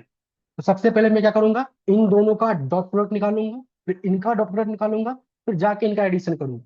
अगर आप सभी एग्री करो तो क्या मैं पहले वाले का डॉट प्रोडक्ट, मतलब इतने का जो डॉट प्रोडक्ट होगा कुछ इस तरीके से होगा, पहला एलिमेंट और दूसरे वाले का पहला एलिमेंट, इन दोनों का डॉट प्रोडक्ट, प्लस फिर u2 w2 plus dot dot dot un wn। ये क्या निकाला मैंने, इसका डॉट प्रोडक्ट निकाला। अब जाके मैं इसका निकालता हूँ डॉट प्रोडक्ट, कैसे आएगा, बीच में प्लस है, तो v1 w1 plus v2 w2 plus dot dot dot vn wn। क्या मेरे पास इस तरीके से आ जाएगा? अच्छा, अब अगर मैं मान लेते इस पोस्ट को हटा दूं, या फिर नॉर्मली क्या मैं मैथमेटिक्स के फॉर्म में इसको ऐसे कर सकता हूँ, जहां जहां पे w1 है उसको एक जगह में लिख रहा हूँ कुछ इस तरीके से, U1W1 प्लस में V1W1 इसको एक जगह रखा, प्लस U2W2 प्लस में V2W2, मतलब कि ये और ये इसको एक जगह रखा, plus dot dot dot UN WN plus में VNWN इसको एक जगह रखा। अब एक जगह रखने का क्या लॉजिक था कि मैं ना W1 कॉमन लेना चाहता हूँ। अगर मैं इतने पार्ट से W1 को कॉमन ले लूँ तो क्या बचेगा यहाँ पे, U1 V1 कॉमन आ गया W1, प्लस दूसरे वाले से मैं ले लूँ W2 तो U2 V2 कॉमन आ गया W2, डॉट डॉट डॉट चलता जाएगा, यहाँ पे UN VN कॉमन आ गया WN। This is my result number 2। क्या रिजल्ट नंबर 2 और ये रिजल्ट नंबर 1 आपस में इक्वल दिख रहे हैं? बोलिए गाइस, ये आपस में इक्वल दिख रहे हैं? सर एक बार ये सेकंड इक्वेशन का लास्ट सेकंड स्टेप एक्सप्लेन कर दीजिए। हाँ बिल्कुल बिल्कुल, ये रहा हमारे पास सेकेंड इक्वेशन का लास्ट, ये वाला ना। Yes sir. यहाँ पे मैंने क्या किया, नॉर्मली ये पूरा का पूरा मेरे पास गिवन है, ठीक है, ओके सर। भूल जाओ कोष्ट को। तो जहां जहां W1 था उनको एक साथ रखा, जहां जहां W2 था उनको एक साथ रखा, सिमिलरली W3 वाले को एक जगह रखा होगा, सिमिलरली लास्ट में WN को एक जगह मैंने रखा। और अब यहाँ से इनमें से W1 कॉमन ले लिया तो बचा क्या, U1 V1, यहाँ से W2 कॉमन लिया तो ये आ गया। अब ऐसा क्यों किया, क्योंकि मेरे पास रिजल्ट 1 जो था कुछ इस तरीके से दिख रहा था, मेरे को प्रूफ करना था। तो अब क्या मेरे पास 1 और 2 आपस में सेम दिख रहे हैं, और कंपेयर करता हूं मैं 1 एंड 2 को, तो मेरा LHS और ओके RHS सर। आपस में इक्वल है, हेंस प्रूफ। कोई है जिसको इसमें डाउट हो, एनीवन? सबको समझ में आया? हो सकता है कुछ बच्चों को लग रहा होगा सर बहुत आराम आराम से जा रहे हैं, मतलब ये सब तो आता ही है, कुछ बच्चों को ऐसा लग रहा होगा कि नहीं कुछ तो सही है। मैं तो ट्राई करूंगा बहुत बेसिक से ही पढ़ाने का, क्योंकि मुझे पता है कि कई सारे बच्चों ने पहले नहीं पढ़ा है वेक्टर और कई सारे ने पढ़ा है, जो इन्होंने पढ़ा है उनको तो नहीं लग रहा होगा आराम से चल रहा है अभी खान। बट कुछ चीजें और थोड़ा आगे बढ़ो, फिर देखते हैं कितना आप लोगों को आता है फिलहाल। चलिए इस क्वेश्चन में किसी को डाउट एनी वन? इसमें देखा जाए तो ये वाला डिस्ट्रीब्यूटिव लॉ आपका प्रूफ हो चुका है। आगे बढ़े हम लोग आई थिंक अभी डॉट प्रोडक्ट पढ़ रहे थे, फिफ्थ पार्ट सीख रहे थे, थोड़ा आगे बढ़ते हैं। चलिए सिक्स्थ पार्ट अब हम लोग समझते हैं, डॉट प्रोडक्ट करने के बाद क्या समझना। मैंने बोला कि लेट अस सपोज कोई वेक्टर ए है, लेट एक वेक्टर हमारे पास ए है, वो क्या है, A1 A2 से लेकर AN, मतलब ND में एक वेक्टर गिवन है। अगर अगर मैं इसी ए वेक्टर को इसी के साथ मल्टीप्लाई कर दूं, मतलब कि सेम वेक्टर को सेम के साथ अगर मैं डॉट प्रोडक्ट निकालूं, तो ये हमेशा इसके मैग्नीट्यूड के स्क्वायर के बराबर आएगा। आपको ये रिजल्ट हमेशा याद रखना है, प्रूफ्स आपसे नहीं पूछेगा, लेकिन ये रिजल्ट आप बहुत जगह यूज करोगे। लेकिन अभी मैं प्रूफ आपको कराऊंगा ये कैसे कर रहा है हो रहा है काम बाकी, लेकिन आपको हमेशा ये याद रखना है कि अगर मैं इसी वेक्टर को इसी के खुद के साथ इटसेल्फ अगर मैं इसका डॉट प्रोडक्ट निकालूं, ये इसके मैग्नीट्यूड के स्क्वायर के बराबर आएगा। क्लियर है? अब इसका प्रूफ देखते हैं कैसे कर रहे हैं। देखिए अगर मैंने बोला कि मेरे पास कोई वेक्टर ए गिवन ये है, तो क्या मैं कह सकता हूँ इस वेक्टर ए का जो मैग्नीट्यूड होगा वो कुछ ऐसा होगा, A1 का स्क्वायर A2 का square dot dot dot AN का स्क्वायर, मतलब वेक्टर के एलिमेंट के स्क्वायर पे रूट लग जाएगा। और इस मैग्नीट्यूड के मैं बोथ साइड में स्क्वायर कर दूंगा तो यहाँ पे रूट हट जाएगा, तो A1 square A2 square dot dot dot AN square. इसको मैंने लिखा इक्वेशन नंबर 1। अब मेरे पास वेक्टर ए था तो मैं ए डॉट ए निकाल रहा हूँ। वेक्टर ए मेरे पास क्या था, A1 A2 से लेकर AN, और इसको मैं इसी से मल्टीप्लाई कर रहा हूँ, डॉट प्रोडक्ट निकालो A1 A2 से लेकर AN। तो क्या लिखूंगा मैं इसको, इसके पहले एलिमेंट इसके पहले एलिमेंट आपस में मल्टीप्लाई होंगे, तो A1 square plus A2 square dot dot dot AN square. या आपको ये जो सेकेंड रिजल्ट आया है और ये जो फर्स्ट रिजल्ट आया है, क्या आपस में इक्वल दिख रहे हैं? बताओ, फर्स्ट वाले रिजल्ट का राइट हैंड साइड और सेकेंड वाले रिजल्ट का राइट हैंड साइड आपस में इक्वल है। तो अगर Yes. राइट हैंड साइड आपस में इक्वल है तो क्या मैं कह सकता हूँ लेफ्ट हैंड साइड मतलब A डॉट A और मैग्नीट्यूड ऑफ A स्क्वायर ये भी आपस में इक्वल ही है, हेंस यही इसका प्रूफ। क्लियर? तो आपको, यस प्रियांशी क्या डाउट है? तो ये प्रूफ करने के लिए आएगा? चांसेस कम, इसका प्रूफ चांसेस कम है, बट इससे पहले जो मैंने कराया था ये वाला प्रूफ आएगा। मतलब ठीक है। आएगा मतलब आ सकता है, ऐसा नहीं कि आएगा ही, आ सकता है, ऐसा है। बट इसमें प्रूफ नहीं आएगा, ये तो बहुत सिंपल चीज है। इसमें आपको रिजल्ट याद रखना है। अगर मैं किसी वेक्टर को उसी से डॉट प्रोडक्ट करूं तो वो उसके मैग्नीट्यूड के स्क्वायर के बराबर आएगा। अब इसका याद रखना आपको हमेशा। चलिए, सिक्स के बाद अब हम लोग पढ़ते हैं सेवंथ पार्ट। सेवंथ में अच्छा याद है आप लोग को ऑर्थोगोनल का मतलब क्या होता है? जिसने पढ़ा होगा क्लास ट्वेल्थ में, ऑर्थोगोनल किसको कहते हैं? भाई कोई भी जब दो दो लाइन दो या वेक्टर का प्रोडक्ट जीरो होता है। बिल्कुल प्रोडक्ट जीरो होता है। और कंसेप्ट क्या है इसका, क्यों होता है प्रोडक्ट जीरो? मतलब किसी भी दो लाइन या किसी भी दो वेक्टर अगर आपस में परपेंडिकुलर है, क्लियर, तो इसी परपेंडिकुलर को कहते हैं ऑर्थोगोनल। समझ में आया? Orthogonal is nothing but a perpendicular. Clear है? आप ध्यान से देखें, मैंने बोला लेट कोई वेक्टर ए है, मान लेते हैं A1 A2 से लेकर AN, एंड एक वेक्टर बी है, मान लेते हैं B1 B2 से लेकर BN, and if these two vector are orthogonal to each other. Orthogonal बोलो या परपेंडिकुलर बोलो, अगर ये दोनों वेक्टर आपस में ऑर्थोगोनल है या परपेंडिकुलर है इच अदर, देन इन दोनों के जो डॉट प्रोडक्ट होंगे वो आपस में इक्वल टू जीरो होंगे।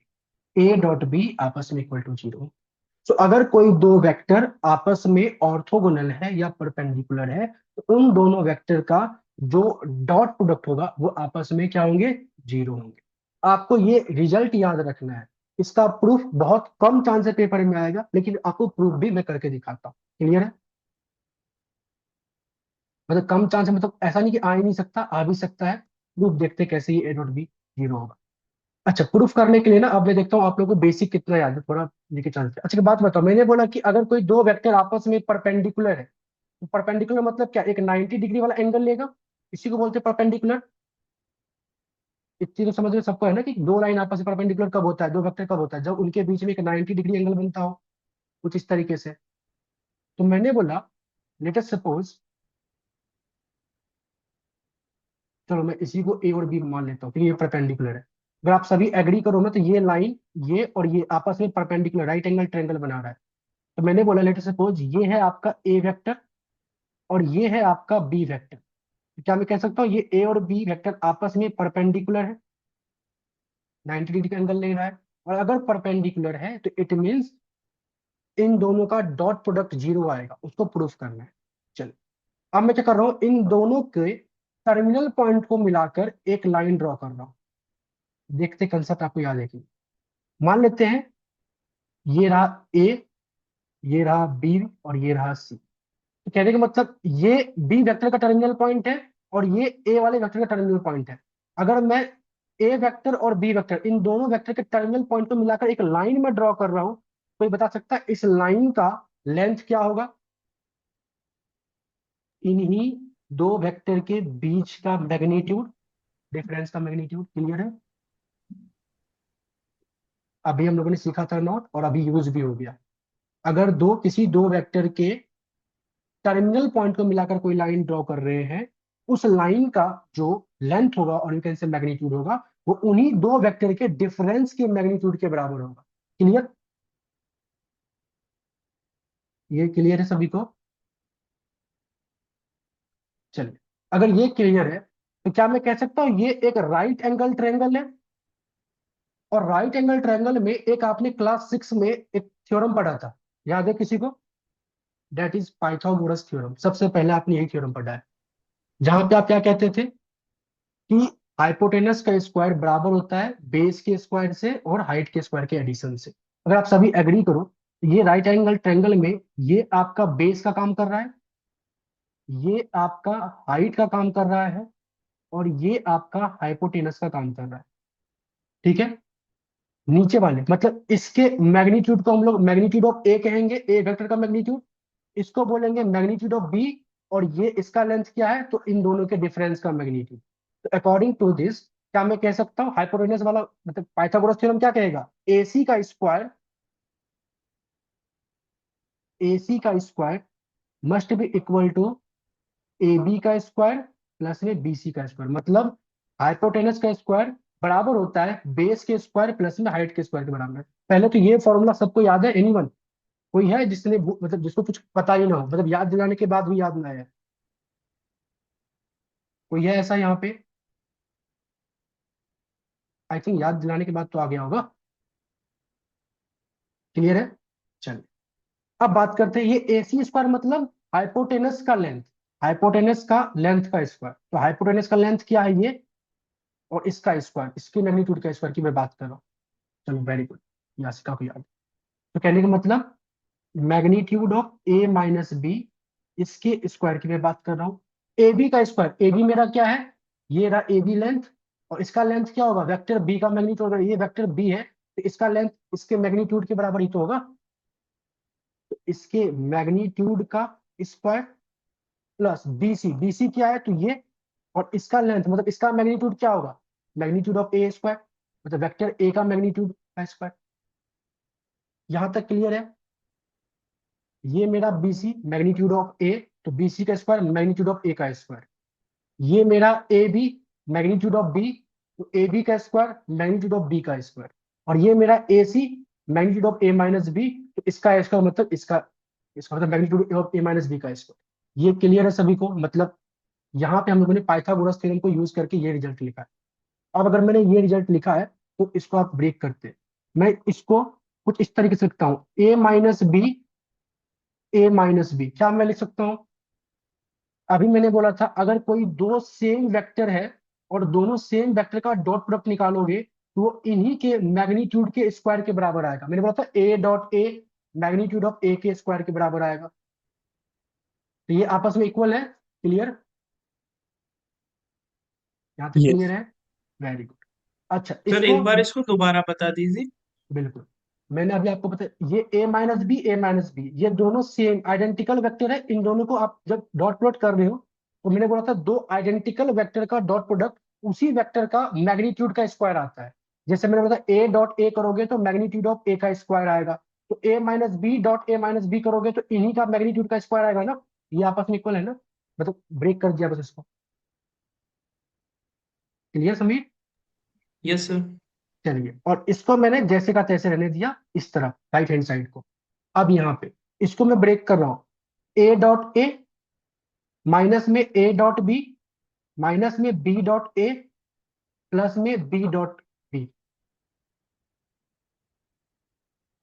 प्लस में B.B। अच्छा कोई भी ऐसा मत कर देना, ये A और B आप दो अलग अलग वेक्टर है, तो A.A को A स्क्वायर मत लिख देना, ये गलत हो जाएगा। A.A इसको इस तरीके से ही आपको लिखना है। सिमिलरली B और A भी वेक्टर है तो A.B ऐसे लिखोगे। इज इक्वल टू ये क्या है, मैग्नीट्यूड ऑफ B का स्क्वायर मैग्नीट्यूड ऑफ A का स्क्वायर। अच्छा A वेक्टर है तो A.A क्या होगा, मतलब सेम वेक्टर का डॉट प्रोडक्ट निकाल रहे हो, तो this is magnitude of A का स्क्वायर। फिर माइनस A.B और B.A, अभी हमने देखा था कि A.B आपस में इक्वल ही होते हैं, तो दोनों टर्म जो है सेम ही है, इसको -2 टाइम्स ऑफ A.B लिख सकते हैं। प्लस B.B अगेन दोनों सेम वेक्टर है, इन दोनों का डॉट प्रोडक्ट इनके मैग्नीट्यूड के बराबर आएगा, मतलब मैग्नीट्यूड के स्क्वायर के बराबर आएगा, which is equal to magnitude of B का स्क्वायर मैग्नीट्यूड ऑफ A का स्क्वायर। अब मैं क्या करूंगा, यहां से ये टर्म ये रिमूव कर दूंगा, तो मेरे पास क्या आया, -2 टाइम्स A.B इक्वल टू 0, और -2 को इस तरफ लेके आऊंगा तो A.B is equal to 0। Hence proved, आपको यही प्रूव करना था। यानी कि मतलब अगर A और B दो ऐसे वेक्टर थे, ए और बी दो ऐसे वेक्टर थे जो आपस में परपेंडिकुलर थे और यू कैन से ऑर्थोगोनल थे, तो इन दोनों का जो डॉट प्रोडक्ट होगा, इन दोनों का जो डॉट प्रोडक्ट होगा वो हमेशा इक्वल टू 0 होगा। आपको ये रिजल्ट याद रखना है। तो 99% केस में आपको डायरेक्टली रिजल्ट को यूज करना है। 1% चांस में हो सकता है कि आपको प्रूफ्स भी एग्जाम में 4 नंबर में पूछ ले, तो आपको कुछ इस तरीके से क्लास 6 का हेल्प लेकर प्रूफ करना है। क्लियर है? यहां तक में किसी को डाउट ही नहीं, मान ऑर्थोगोनल समझ में आया?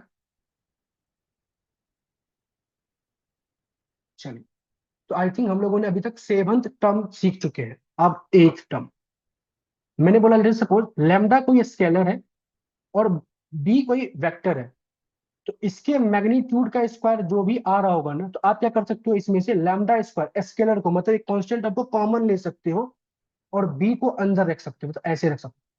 कहने का मतलब क्या, कि किसी वेक्टर का मैग्नीट्यूड का स्क्वायर और स्केलर का स्क्वायर, इनका मल्टीप्लीकेशन और उस वेक्टर और स्केलर के मल्टीप्लीकेशन से जो मैग्नीट्यूड आएगा उसका स्क्वायर, ये आपस में इक्वल होंगे। Priyanshi, I think half an hour का क्लास और बचा हुआ है, सो आई थिंक मतलब मैं पहले कुछ टर्म्स आज सिखा देता हूँ बेसिक, उसके बाद फिर हम लोग छोड़ेंगे। चलिए, तो ये आपस में इक्वल होते हैं, आपको ये रिजल्ट हमेशा याद रखना है। बाकी प्रूफ्स तो मतलब इंपॉर्टेंट नहीं है इसका, बट फिर भी देख लेते हैं प्रूफ्स कैसे काम कर रहा है ये। अगर आप सभी एग्री करो, तो अगर कोई वेक्टर बी है, लेट एक वेक्टर बी है, B1 से लेकर Bn, तो इसका मैग्नीट्यूड ऑफ बी क्या होगा, B1 का स्क्वायर, B2 का square, dot dot dot Bn का स्क्वायर। ठीक है, सो चलिए, और इसके मैग्नीट्यूड ऑफ बी का, इसका अगर बोथ साइड स्क्वायर कर देंगे तो ये B1 square, B2 square, dot dot dot Bn square. इसको मैंने दिया रिजल्ट नंबर 1। ठीक है, अब मैंने बोला अगेन, लेट करो कि एक वेक्टर लैम्डा भी है, लैम्डा एक स्केलर है, तो कहने का मतलब लैम्डा हर जगह आ जाएगा, lambda B1, lambda B2, lambda B3, dot dot dot lambda Bn, कुछ इस तरीके से। तो अगर अब मैं इस लैम्डे बी का, इस वाले का मैग्नीट्यूड में निकालूंगा, तो कुछ इस तरीके से होगा, that is lambda square B1 square, lambda square B2 square, dot dot dot lambda square Bn square, मतलब कि हर एक एलिमेंट के स्क्वायर का उसके बाद एडिशन, ये होता है मैग्नीट्यूड का मतलब। अब जाके मैं क्या करता हूँ, लैम्डा मैग्नीट्यूड जो यहाँ पे है, एक बात बताओ, क्या मैं यहाँ से इस लैम्डा अगर स्केलर है तो लैम्डा को कॉमन बाहर ले सकता हूँ? तो मैंने क्या किया, लैम्डा को इससे बाहर ले लिया। अच्छा, एब्सोल्यूट टर्म में लैम्डा बाहर आएगा क्योंकि ये स्क्वायर रूट के अंदर में है, लैम्डा कभी नेगेटिव नहीं हो सकता। तो एब्सोल्यूट टर्म में लैम्डा बाहर आ गया, और अंदर क्या बचा, B1 का स्क्वायर प्लस में B2 का square, dot dot dot Bn का स्क्वायर।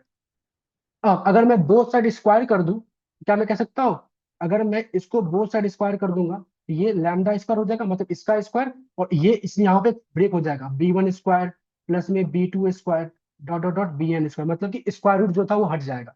आप ध्यान से देखोगे, ये लैम्डा बी का स्क्वायर जो है आपको, ये कुछ लैम्डा स्क्वायर, और इतने टर्म को हम लोग यहां से लेके यहां तक को हम लोग बोल सकते हैं that is magnitude of B का स्क्वायर बाय यूजिंग 1, रिजल्ट 1। देख, ये क्या है, मैग्नीट्यूड ऑफ बी का स्क्वायरिंग। तो ये क्या है, कहने मतलब क्या, ये आपस में इक्वल हो गए, यही चीज आपको प्रूफ करना था। आपको नॉर्मली ये याद रखना है रिजल्ट, बाकी प्रूफ्स बोला गया तो मैंने आपको प्रूफ करके दिखा दिया कैसे ये काम कर रहा है। क्लियर है, कोई डाउट एनीवन इसमें, यहां तक कोई डाउट? चलो, अगर यहां तक कोई डाउट नहीं है, अब हम लोग आते हैं, आई थिंक हम लोग अभी 8 पढ़ रहे थे ना, 9th टर्म देखते हैं। सबसे इंपॉर्टेंट है, मैं यहाँ पे लिख देता हूँ, ये पेपर में आने का चांसेस है, और आएगा तो 6 नंबर में आएगा, बट ऐसा नहीं है कि हर बार आता है। ये मतलब 5 साल 6 साल में एक बार पूछ लेता है। मतलब अगर आज की क्लास में कुछ प्रूफ्स में सबसे कोई इंपॉर्टेंट प्रूफ्स है, तो जो अभी हम लोग कर रहे हैं वो है, that is angle between two vector, angle between two vectors. मान लो कोई वेक्टर ए और बी है, और ए और बी के वेक्टर के बीच का जो एंगल होगा वो आपको बताना है। ये आपके सेमेस्टर 2 के लिए तो इंपॉर्टेंट है ही। अगर आप आने वाले कमिंग ईयर में कभी एम इकोनॉमिक का एग्जाम देना चाहते हो, एंट्रेंस का, खास करके ISI में जाना चाहते हो, इंडियन स्टैटिस्टिकल इंस्टीट्यूट, तो वहां पे 2 पेपर होता है, एक PEA और एक PEB। PEB सब्जेक्टिव पेपर होता है, और उसमें इस टाइप के प्रूफ्स डेफिनेटली पूछते ही पूछते हैं। और खास करके आप आगे जाके एम इकोनॉमिक एंट्रेंस या एम इकोनॉमिक्स करोगे किसी अच्छे इंस्टीट्यूट से, तो वहां पे भी इन सब का प्रूफ्स आप लोगों को करने को देखने को मिलता है। तो ये इंपॉर्टेंट है आपके सेमेस्टर 2 के लिए भी, और आगे भी आपको बहुत जगह यूज होगा। देखते हैं पहले क्या है ये। तो अगर मैं मान लेते कोई दो वेक्टर है, ए वेक्टर और बी वेक्टर, और उनके बीच का एंगल की मैं बात करूं तो आपने क्लास 12 जिन्होंने सीबीएसई में पढ़ा है, आपको याद हो, आप बोलते थे दो वेक्टर के बीच का एंगल जो होगा वो एक फॉर्मूला होता था, that is cos theta is equal to A dot B upon में magnitude of A magnitude of B. ये याद आ रहा है? एनीवन, किसी को याद है एंगल बिटवीन टू वेक्टर, ये फॉर्मूला? सर अप्लाइड मैथ्स था तो ये नहीं पढ़ा। ओके, हाँ नहीं होगा, जिनका नॉर्मल मैथ्स था सीबीएसई में, कोई है ऐसा? यस सर आपको मैं याद, तो याद आ रहा है ये फॉर्मूला? यस हाँ सर डेफिनेटली। इसका प्रूफ पता है ये कैसे आता है, कराया गया था? सर भूल गए। ठीक है, भूल गए, चलो कोई बात नहीं, याद करते दोबारा से, क्या पता याद मैं कराऊंगा तो हो सकता है आपको याद आ जाए, अदरवाइज हो सकता है चांसेस कि नहीं भी याद आए, क्योंकि नॉर्मली क्लास 12 में आपको इसका प्रूफ नहीं कराया जाता है, और कई बार कराते भी है, क्योंकि आपके बुक में तो गिवन है, सिंपल सी बात है, तो कराया भी गया होगा। तो आप देखते हैं कि ये आएगा कैसे। अच्छा, नॉर्मली 90% केस है कि आपको ना पेपर में ए वेक्टर ए दे देगा, बी वेक्टर दे देगा, और बोलेगा इनके बीच का एंगल निकालो, तो आपको डायरेक्टली ये फॉर्मूला यूज करना है। 90% चांस है कि आपको डायरेक्टली फॉर्मूला यूज करके आंसर निकालना है। 10% चांस है कि इसका प्रूफ पूछेगा, तो प्रूफ पूछेगा तो प्रूफ को अच्छे से समझो कि कैसे ये काम कर रहा है। ध्यान से देखिए कैसे ये आ रहा है, देखिए। मैंने बोला लेटर सपोज हमारे पास कोई एक वेक्टर ये है। अब ये कौन सा वेक्टर है? दिस इज ए वेक्टर, ये ए वेक्टर है, ठीक है। एक वेक्टर बी है, मान लेते हैं कुछ ऐसा, दिस इज बी वेक्टर। तो क्या मैं कह रहा हूं कि अगर ए बी वेक्टर है तो इन्हीं के बीच में एक एंगल बन रहा होगा, और एग्जामिनर इसी एंगल मतलब थीटा की बात कर रहा है कि ये बताओ कि दो वेक्टर के बीच में एंगल क्या होगा उसका बताओ। तो नॉर्मली एग्जामिनर ये आपसे जानना चाहता है, जिसके लिए आपने ये वाला फॉर्मूला को यूज किया निकालने के लिए। अब ये आया कैसे वो देखते हैं, ठीक है। अच्छा, अगर ये वेक्टर ए है और ये वेक्टर बी है, मैंने क्या किया, इस ए वाले वेक्टर के टर्मिनल पॉइंट से स्केल के हेल्प से एक स्ट्रेट लाइन इस बी वाले वेक्टर पे कुछ इस तरीके से मैंने डाला, ठीक है। एक स्ट्रेट लाइन है जो कि यहाँ पे ये 90 डिग्री का एंगल बना रहा है, ठीक है। चलिए आप ध्यान से देखो, अगर ये पूरा का पूरा वेक्टर बी वेक्टर है, तो क्या मैं कह सकता हूं कि इतने पार्ट यहां से लेके यहां तक, सिर्फ और सिर्फ यहां से लेके यहां तक, इसको मैं बोलूंगा this will be lambda times of B vector if lambda belongs to 0 से लेके 1। अगर ये पूरा का पूरा लाइन का लेंथ मान लेते हैं 10 मीटर है, तो मान लो इतने लाइन का लेंथ है 4 मीटर, उसको लिख सकते हो ना 0.4 ऑफ 10 मीटर, और 0.4 ये लैम्डा बता रहा है। मतलब प्रोपोर्शन, अगर ये पूरा लाइन बी है तो ये इस पूरे लाइन बी का एक प्रोपोर्शन है, और वो प्रोपोर्शन लैम्डा है। यहां तक क्लियर है? अच्छा साथ फिजिक्स में था, वेरी गुड। यहां तक क्लियर है? इस सर वाले फिर से पॉइंट समझा दो। ही समझाता हूँ। मैंने बोला ये पूरा एक लाइन बी वेक्टर है, और इस पूरे लाइन का मैं एक छोटा सा पार्ट लेना चाहता हूँ, तो मैं बोलूंगा कि छोटा सा पार्ट जो है ना इसी बी वेक्टर का एक प्रोपोर्शन होगा, that is lambda times. Clear? जैसे फॉर एग्जांपल एक लाइन सेगमेंट है जिसकी लेंथ है 10 मीटर, मेरे को इसके इतने लेंथ की बात करनी है जो कि 4 मीटर है, तो क्या मैं कह सकता हूँ इतने लाइन का जो लेंथ होगा वो 0.4 टाइम्स ऑफ पूरे लाइन का लेंथ 10 मीटर होगा। इसको सॉल्व करोगे तो जीरो आपको 4 मीटर ही दिखेगा। हम लोग बोलते हैं ना कई बार कि आप ऐसा करो, आप इतना प्रोपोर्शन मेरे को दे दो, इस हिस्सा का 20% दे दो, 30% दे दो, तो वही है ये लैम्डा। तो मेरे को बी वेक्टर का ना लैम्डा प्रोपोर्शन दे दो। क्लियर? अब समझ में आ रहा है? अगर मैं इस पूरे वेक्टर को बी बोल रहा हूँ तो इसके एक छोटे से पार्ट को लैम्डा टाइम्स ऑफ बी बोलूंगा, और लैम्डा एक प्रोपोर्शन नंबर है, 0.1 0.2, मतलब 0 और 1 के बीच में ही लाई कर सकते हैं। क्लियर यहाँ तक? अगर ये बात जिसको डाइजेस्ट हो गया तो फिर आप समझ सकते हो आराम से। तो ये पहला पॉइंट था, इस प्रूफ का पहला क्रिटिकल पॉइंट जो कि आपने समझ लिया।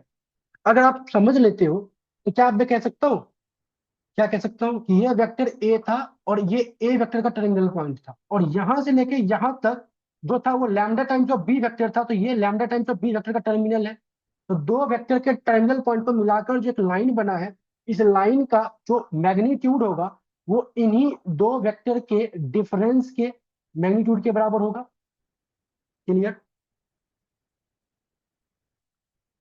ए वेक्टर का terminal point lambda times B vector का टर्मिनल पॉइंट, दोनों टर्मिनल पॉइंट को मिलाकर जो एक लाइन ड्रॉ किया गया है वो इन्हीं दोनों वेक्टर के डिफरेंस के मैग्नीट्यूड के बराबर होगा। ये बात क्लियर है? Second point, this is the second critical point. अब ये बात समझ में आ गया, तो अब इसको अगेन पाइथागोरस थ्योरम पे लेके जाते हैं। अच्छा, पाइथागोरस थ्योरम में आपके पास कुछ इस तरीके से ट्रायंगल बनता है जहां पे ये मान लेते हैं 90 डिग्री है, जिसमें बोलते हो आप ये बेस है, ये हाइट है और ये हाइपोटेनस है।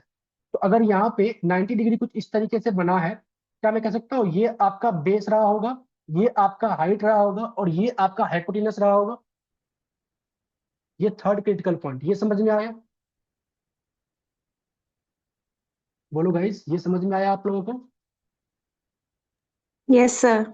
अब ये समझ में आ गया तो मान लेते हैं मैंने नाम दिया, लेट सपोज ये है ए, ये है बी और ये है सी। तो कहने का मतलब क्या है, पाइथागोरस थ्योरम क्या कहता है, हाइपोटेनस का स्क्वायर, हाइपोटेनस यहाँ पे कौन है, ए बी, तो ए बी का स्क्वायर बराबर होगा किसके, तो बेस के स्क्वायर और हाइट के स्क्वायर के बराबर। और बेस क्या होगा, बी सी, और हाइट क्या होगा, तो दैट इज ए सी। तो अब मैंने पाइथागोरस थ्योरम यूज किया यहाँ पे। ए बी स्क्वायर क्या है, hypotenuse that is magnitude of A, मतलब मैग्नीट्यूड ऑफ ए का स्क्वायर, मतलब ए बी स्क्वायर का जो लेंथ होगा, ये रहा ए बी, और ए बी का जो लेंथ होगा इसी वेक्टर का मैग्नीट्यूड होगा, तो ए बी स्क्वायर इसके मैग्नीट्यूड का स्क्वायर होगा। सिमिलरली जो बी सी है, वो बी सी मेरा ये है, जिसका लेंथ क्या होगा, तो magnitude of lambda times of B, तो उसका स्क्वायर कर देंगे तो मेरे पास बी सी स्क्वायर आ जाएगा, दैट इज लैम्डा, कुछ इस तरीके से। प्लस ए सी मेरा क्या था, तो ए माइनस लैम्डा बी, इसके मैग्नीट्यूड का स्क्वायर। क्लियर है यहां तक? मैंने पाइथागोरस पे सब कुछ को पुट कर दिया। अब मैं इसको सॉल्व कर रहा हूँ। मैं मैग्नीट्यूड ऑफ ए के स्क्वायर को जैसा का तैसा रख रहा हूँ, यहां से मैं लैम्डा स्क्वायर बाहर ले सकता हूँ, और मैग्नीट्यूड ऑफ बी स्क्वायर जैसा का तैसा, अभी मैंने देखा था सेवंथ वाले प्रूफ में ये लिखा बताया था आप लोगों को, ये स्केलर बाहर आ सकता है। प्लस इसको मैं ये लिख सकता हूँ ए माइनस लैम्डा बी इंटू में ए माइनस लैम्डा बी। कैसे, मैंने आपको बताया था दो आइडेंटिकल वेक्टर का जो डॉट प्रोडक्ट होता है वो उसके मैग्नीट्यूड के स्क्वायर के बराबर होता है। क्लियर? अब आगे, मैग्नीट्यूड ऑफ ए स्क्वायर जैसा का तैसा, lambda square magnitude of B square, plus यहां से ए डॉट ए माइनस में lambda times A dot B, minus में lambda times B dot A, minus minus plus lambda square B dot B, जैसा, मतलब मैंने बस मल्टीप्लाई कर दिया, मैथमेटिकल ऑपरेशन लगा, डेट्स इट। अब मैग्नीट्यूड ऑफ ए स्क्वायर जैसा का तैसा, लैम्डा स्क्वायर जैसा का तैसा, मैग्नीट्यूड ऑफ बी स्क्वायर जैसा का तैसा, ए डॉट ए मतलब सेम वेक्टर है, प्रोडक्ट हो रहा है, इसका मैग्नीट्यूड का स्क्वायर आ जाए, माइनस यहाँ से लैम्डा तो स्केलर है ही, ए डॉट बी और बी डॉट ए सेम चीज ही है, तो ये आपस में ऐड हो सकते हैं, तो minus 2 times of lambda A dot B, ये आ गया। प्लस लैम्डा स्क्वायर जैसा का तैसा, बी डॉट बी क्या होगा, तो मैग्नीट्यूड ऑफ बी का स्क्वायर। क्लियर है? अब आगे देखें, आप अगर ध्यान से देखोगे तो यहाँ से अब आप बेसिकली इसको और इसको मैग्नीट्यूड ऑफ ए स्क्वायर को राइट हैंड साइड से और लेफ्ट हैंड साइड से रिमूव कर सकते हो, तो आपके पास क्या बचेगा, 2 times lambda A dot B is equal to 2 times of lambda square magnitude of B square, मतलब ये टर्म और ये टर्म सेम थे तो 2 टाइम्स दिस, और इस वाले को आपने इस तरफ शिफ्ट कर दिया तो दिस। यहां तक क्लियर है? कोई डाउट एनीवन? चलिए यहां तक क्लियर है। अब मैं क्या कर रहा हूँ, यहां से इस टू को हटा दे रहा हूँ, लैम्डा को और स्क्वायर को हटा दे रहा हूँ, और मेरे पास यहां से A dot B is equal to lambda times magnitude of B का स्क्वायर आया है। इस रिजल्ट को बस मैं अपने पास रख रहा हूँ, तो मेरे पास इसको सॉल्व करके ये एक मेरे पास रिजल्ट आ गया। ठीक है, अब आगे देखें। अब अगेन आप क्लास 10th में जाओ। क्लास 10th में आप लोग पहली बार ट्रिग्नोमेट्री से इंट्रोड्यूस होते थे, और ट्रिग्नोमेट्री में आप फॉर्मूला कई सारे कॉस थीटा साइन थीटा ये सब का फॉर्मूला याद करते थे। उसमें एक और फॉर्मूला था, that is cos theta is equal to base upon में हाइपोटेनस, जिसको कि आप अलग अलग टाइप से याद करते थे, Pandit Badri Prasad and so on so forth, कुछ इस तरीके से, मतलब तरीका होता था याद करने का। ये याद है? यस। अगर याद नहीं है तो आप समझ लो, कॉस थीटा होता था बेस अपॉन में हाइपोटेनस। अच्छा, बेस अपॉन में हाइपोटेनस, तो बेस मेरा कौन था, मेरा बेस ये था, तो बेस मेरा ये है, इसका मैग्नीट्यूड मतलब lambda times of B magnitude, मतलब ये ये वाला बेस है, और हाइपोटेनस मेरा क्या है, तो हाइपोटेनस मेरा ये है, इसका लेंथ, और इसका लेंथ क्या आएगा, इसी वेक्टर का मैग्नीट्यूड, दैट इज दिस।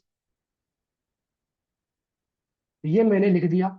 अब आगे मैं क्या कर रहा हूँ, यहाँ पे बैलेंसिंग करने के लिए मैग्नीट्यूड ऑफ बी से ऊपर भी मल्टीप्लाई कर रहा हूँ, मैग्नीट्यूड ऑफ बी से नीचे भी कर रहा हूँ, कर सकता हूँ। दोनों कट के वन हो जाएगा, तो मतलब कोई मेरे रिजल्ट में कोई डिफरेंस नहीं कर रहा। बट मैंने मल्टीप्लाई क्यों किया, क्योंकि मुझे कुछ प्रूफ करना है, तो मैंने ऊपर नीचे मल्टीप्लाई कर दिया। अब जैसे ही मैं ऊपर नीचे मल्टीप्लाई करूंगा, तो ऊपर वाला टर्म मेरे पास lambda times magnitude of B square आ जाएगा, और नीचे वाला मेरे पास क्या आ जाएगा, magnitude of A and magnitude of B. अब थोड़ा आप ध्यान दोगे तो यहाँ पे देखो, lambda times magnitude of B square का वैल्यू क्या होता है, ए डॉट बी। तो मैं ऊपर वाले को रिप्लेस कर दे रहा हूँ ए डॉट बी से, नीचे वाले को मैग्नीट्यूड ऑफ ए और मैग्नीट्यूड ऑफ बी जैसे का तैसे रख रहा हूँ। क्या अब आपको cos theta is equal to A dot B upon में मैग्नीट्यूड ऑफ ए और मैग्नीट्यूड ऑफ बी, ये दिख रहा है? क्या यही आपका रिक्वायर्ड प्रूफ था? Hence proof। पेपर में प्रूफ आ सकता है, आएगा तो 6 मार्क्स में आएगा, और एक बस यही तरीका है इस चीज को प्रूव करने का, आसानी तरीके से, इजी वे में।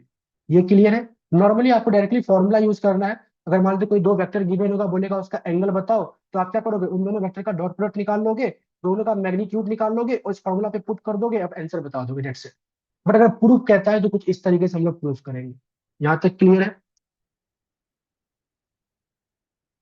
ये पार्ट समझ में आया? कोई है ऐसा जिसको डाउट हो इसमें? एनीवन? Sir lambda yes. 0 के बीच में क्यों रखा?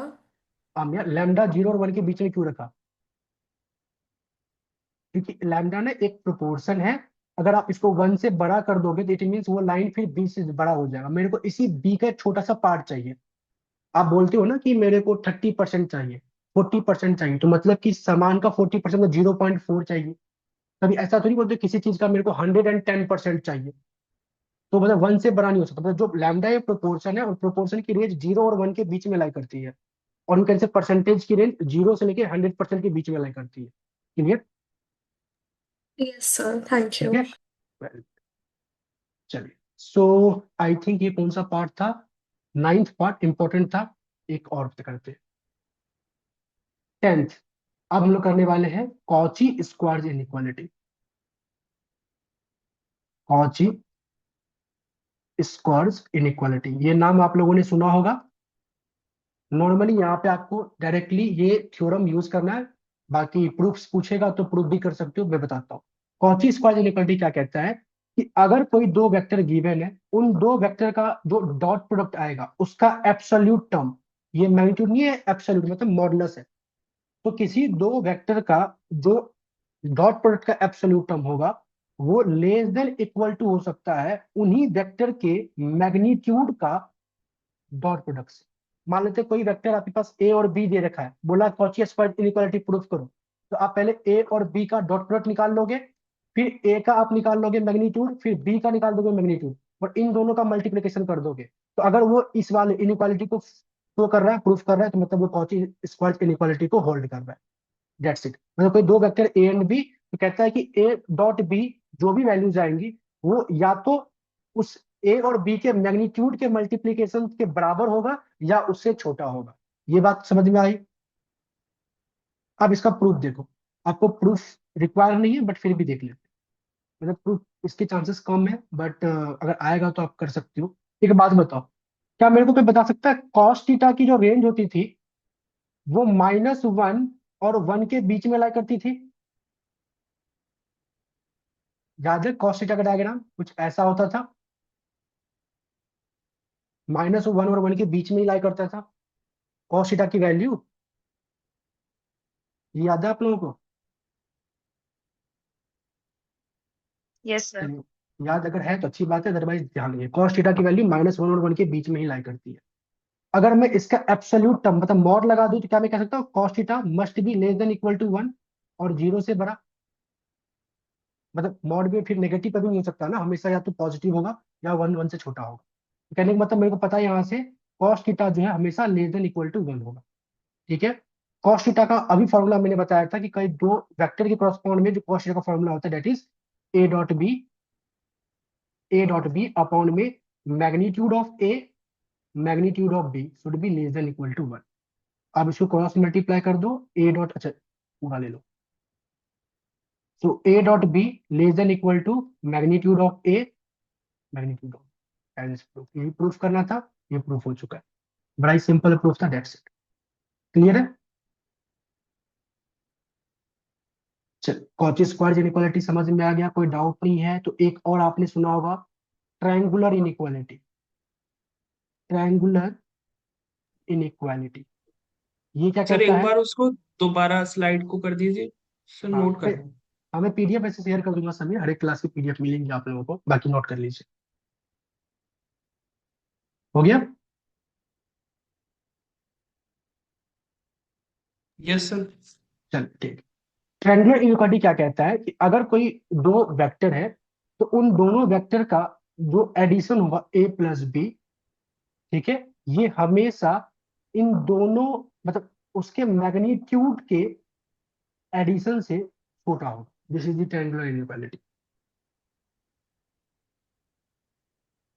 मतलब कोई एक वेक्टर ए है, एक वेक्टर बी है, तो आप इसका ए प्लस बी वेक्टर निकाल लो और उसका मैग्नीट्यूड निकाल लो, ये हमेशा इन दोनों के जो इंडिविजुअल मैग्नीट्यूड का एडिशन होगा उससे या तो बराबर या उससे छोटा होगा। ये कहता है ट्रायंगुलर इनइक्वालिटी। अगर आपके पेपर में हो सकता है आपको कोई वेक्टर ए की वैल्यू दे दे, बी दे दे, तो आप क्या करोगे? सबसे पहले ए प्लस बी निकाल लोगे और जो भी ए प्लस बी वेक्टर आएगा उसका मैग्नीट्यूड निकाल लोगे, फिर ए का अलग मैग्नीट्यूड निकालोगे, बी का अलग निकालोगे और शो कर दोगे इस वाले फॉर्म में। अगर ये हो रहा है तो it means triangular inequality hold करेगी, अदरवाइज नहीं करेगी। कहता है इसका प्रूफ बता दीजिए सर, प्रूफ कैसे होगा? देखते हैं प्रूफ।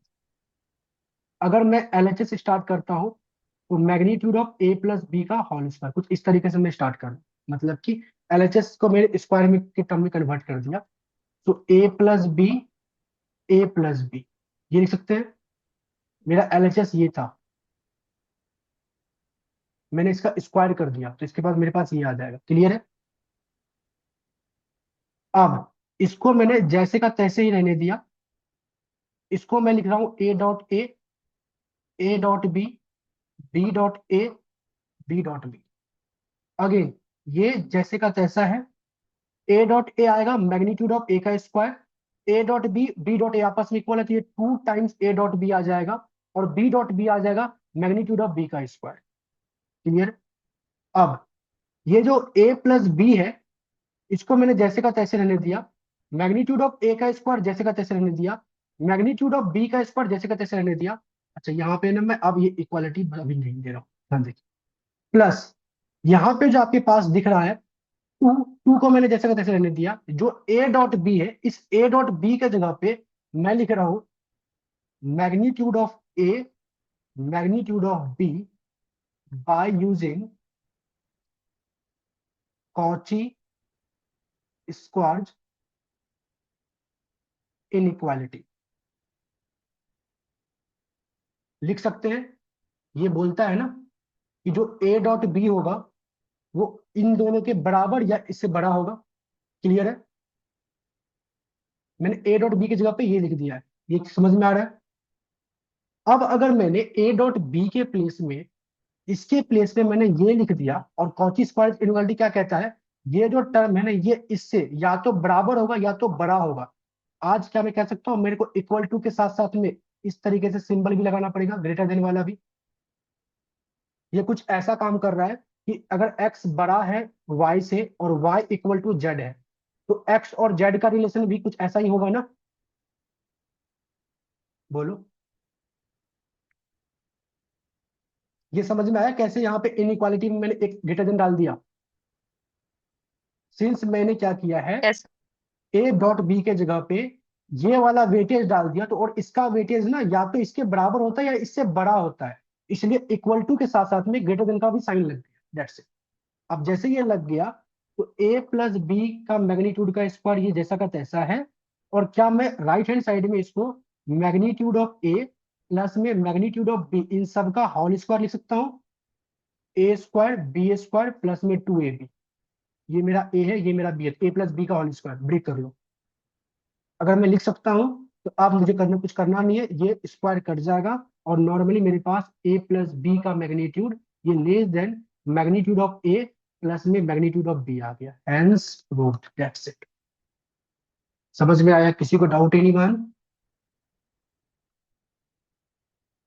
चीजें समझ में आ रही है कैसे काम कर रहा है? अगर आपको चीजें समझ में आ रही है तो this is all about the basic concept of vector, जहां पे आपने वेक्टर के, अच्छा एक जगह आपने ऑर्थोगोनल जैसे सीखा आपने, तो ऑर्थोगोनल से कैसे क्वेश्चंस आ सकते हैं? जैसे एक छोटा सा क्वेश्चन 2 मिनट में और लूंगा, देखो लेट्स सपोज, मान लीजिए क्वेश्चन आपसे पूछ लेता है, let u and v be the vector, 2 vectors मान लेते हैं, ठीक है, and both are orthogonal to each other, orthogonal to each other, then prove that then prove that magnitude of u plus v का स्क्वायर ये equal होगा magnitude of u का square plus में मैग्नीट्यूड ऑफ v का square. तो आपके question में क्या बोला गया? देखो इस पर्टिकुलर क्वेश्चन में आपको बोला ये प्रूफ करो, और u और v दो वेक्टर है, और एक इंफॉर्मेशन दे दिया कि ये आपस में ऑर्थोगोनल है। तो आपको पता होना चाहिए कि अगर u और v आपस में ऑर्थोगोनल है तो इन दोनों का डॉट प्रोडक्ट क्या होगा? 0 होगा। तो प्रूफ कैसे करेंगे? हमारा टू प्रूफ है u प्लस v इन सब का स्क्वायर, मैग्नीट्यूड ऑफ u का स्क्वायर, मैग्नीट्यूड ऑफ v का स्क्वायर, ये मेरा टू प्रूफ है। मैं एलएचएस स्टार्ट करूंगा। एलएचएस मेरा क्या है? तो u प्लस में v इन सब का स्क्वायर, इसको क्या लिख सकते हैं हम लोग? u प्लस v इंटू में u प्लस v। क्यों लिख सकते हैं? क्योंकि इन्हीं दोनों के आइडेंटिकल वेक्टर का डॉट प्रोडक्ट ही उसके मैग्नीट्यूड के स्क्वायर के बराबर होता है, ये हम लोग अभी तक सीख के आ चुके हैं। अब सो u प्लस v, यहां पे इसको ब्रेक करते हैं, u dot u, u dot v dot u और v डॉट v, ये u डॉट v इन सबके मैग्नीट्यूड का स्क्वायर, u डॉट u क्या आएगा? मैग्नीट्यूड ऑफ u का स्क्वायर। क्या मैं कह सकता हूँ u डॉट v 0 होगा, v डॉट u 0 होगा, और ये क्या होगा? मैग्नीट्यूड ऑफ v का स्क्वायर। अब ये क्यों 0 हो रहा है? आप यहाँ पे लिख दोगे कुछ इस तरीके से, क्योंकि u and v are orthogonal, so u dot v 0 होगा, v डॉट u भी 0 होगा, इन दोनों के डॉट प्रोडक्ट 0 होंगे। तो देयरफॉर u प्लस v का जो मैग्नीट्यूड का स्क्वायर है, ये u के मैग्नीट्यूड का स्क्वायर प्लस में v के मैग्नीट्यूड के स्क्वायर के बराबर है, हेंस प्रूफ।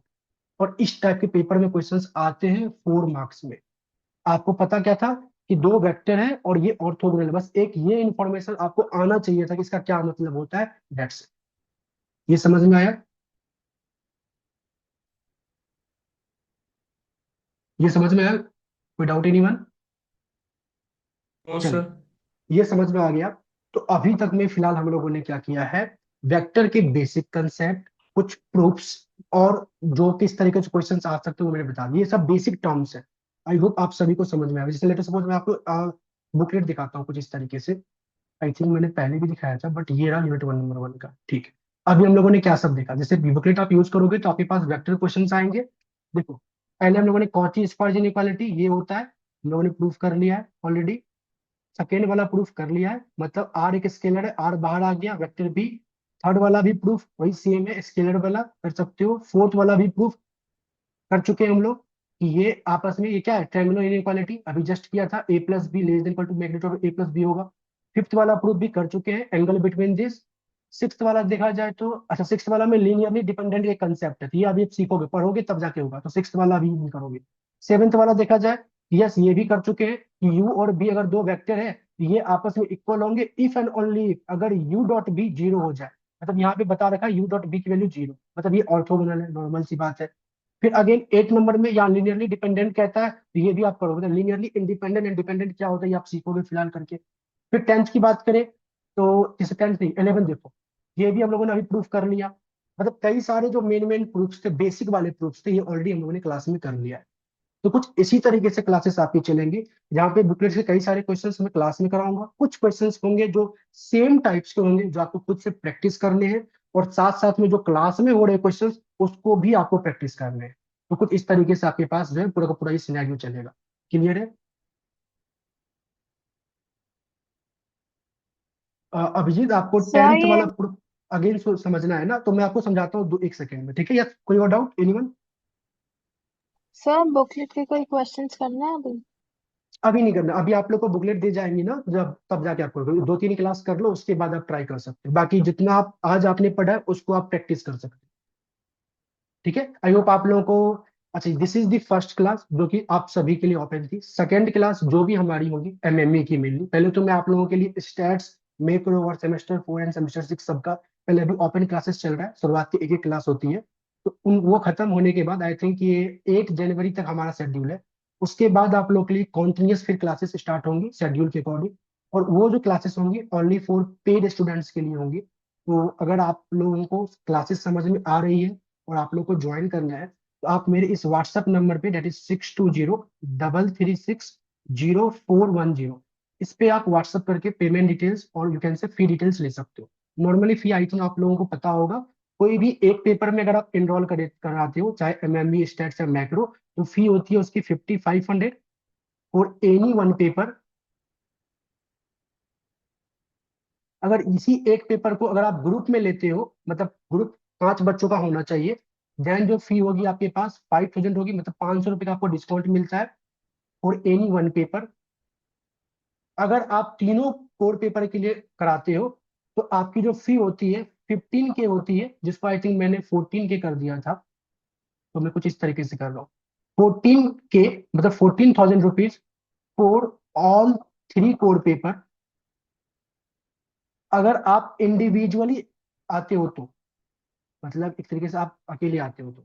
अगर आप 4-5 बच्चे मतलब ग्रुप बनाकर आते हो, यही फी आपके लिए 13K होता है फॉर ऑल 3 कोर पेपर। तो नॉर्मली देखा जाए तो अगर आप ग्रुप में आते हो तो किसी एक पेपर के लिए आपकी फीस होती है 5000 रुपीज, और तीनों के तीनों कोर पेपर अगर आप एक साथ लेते हो तो आपकी फीस है 13K, मतलब 13,000 रुपये। अगर आप अकेले आते हो एनरोल कराने के लिए, तो आपको तीनों ही कोर पेपर के लिए 14,000 रुपये पे करने होते हैं। अब इसके रिगार्डिंग, इसके अलावा कोई भी आप लोग को किसी भी तरीके का कोई डाउट्स है, तो आप अभी फिलहाल पूछ सकते हो। मैं फिलहाल फिर रिकॉर्डिंग को पॉज कर रहा हूँ।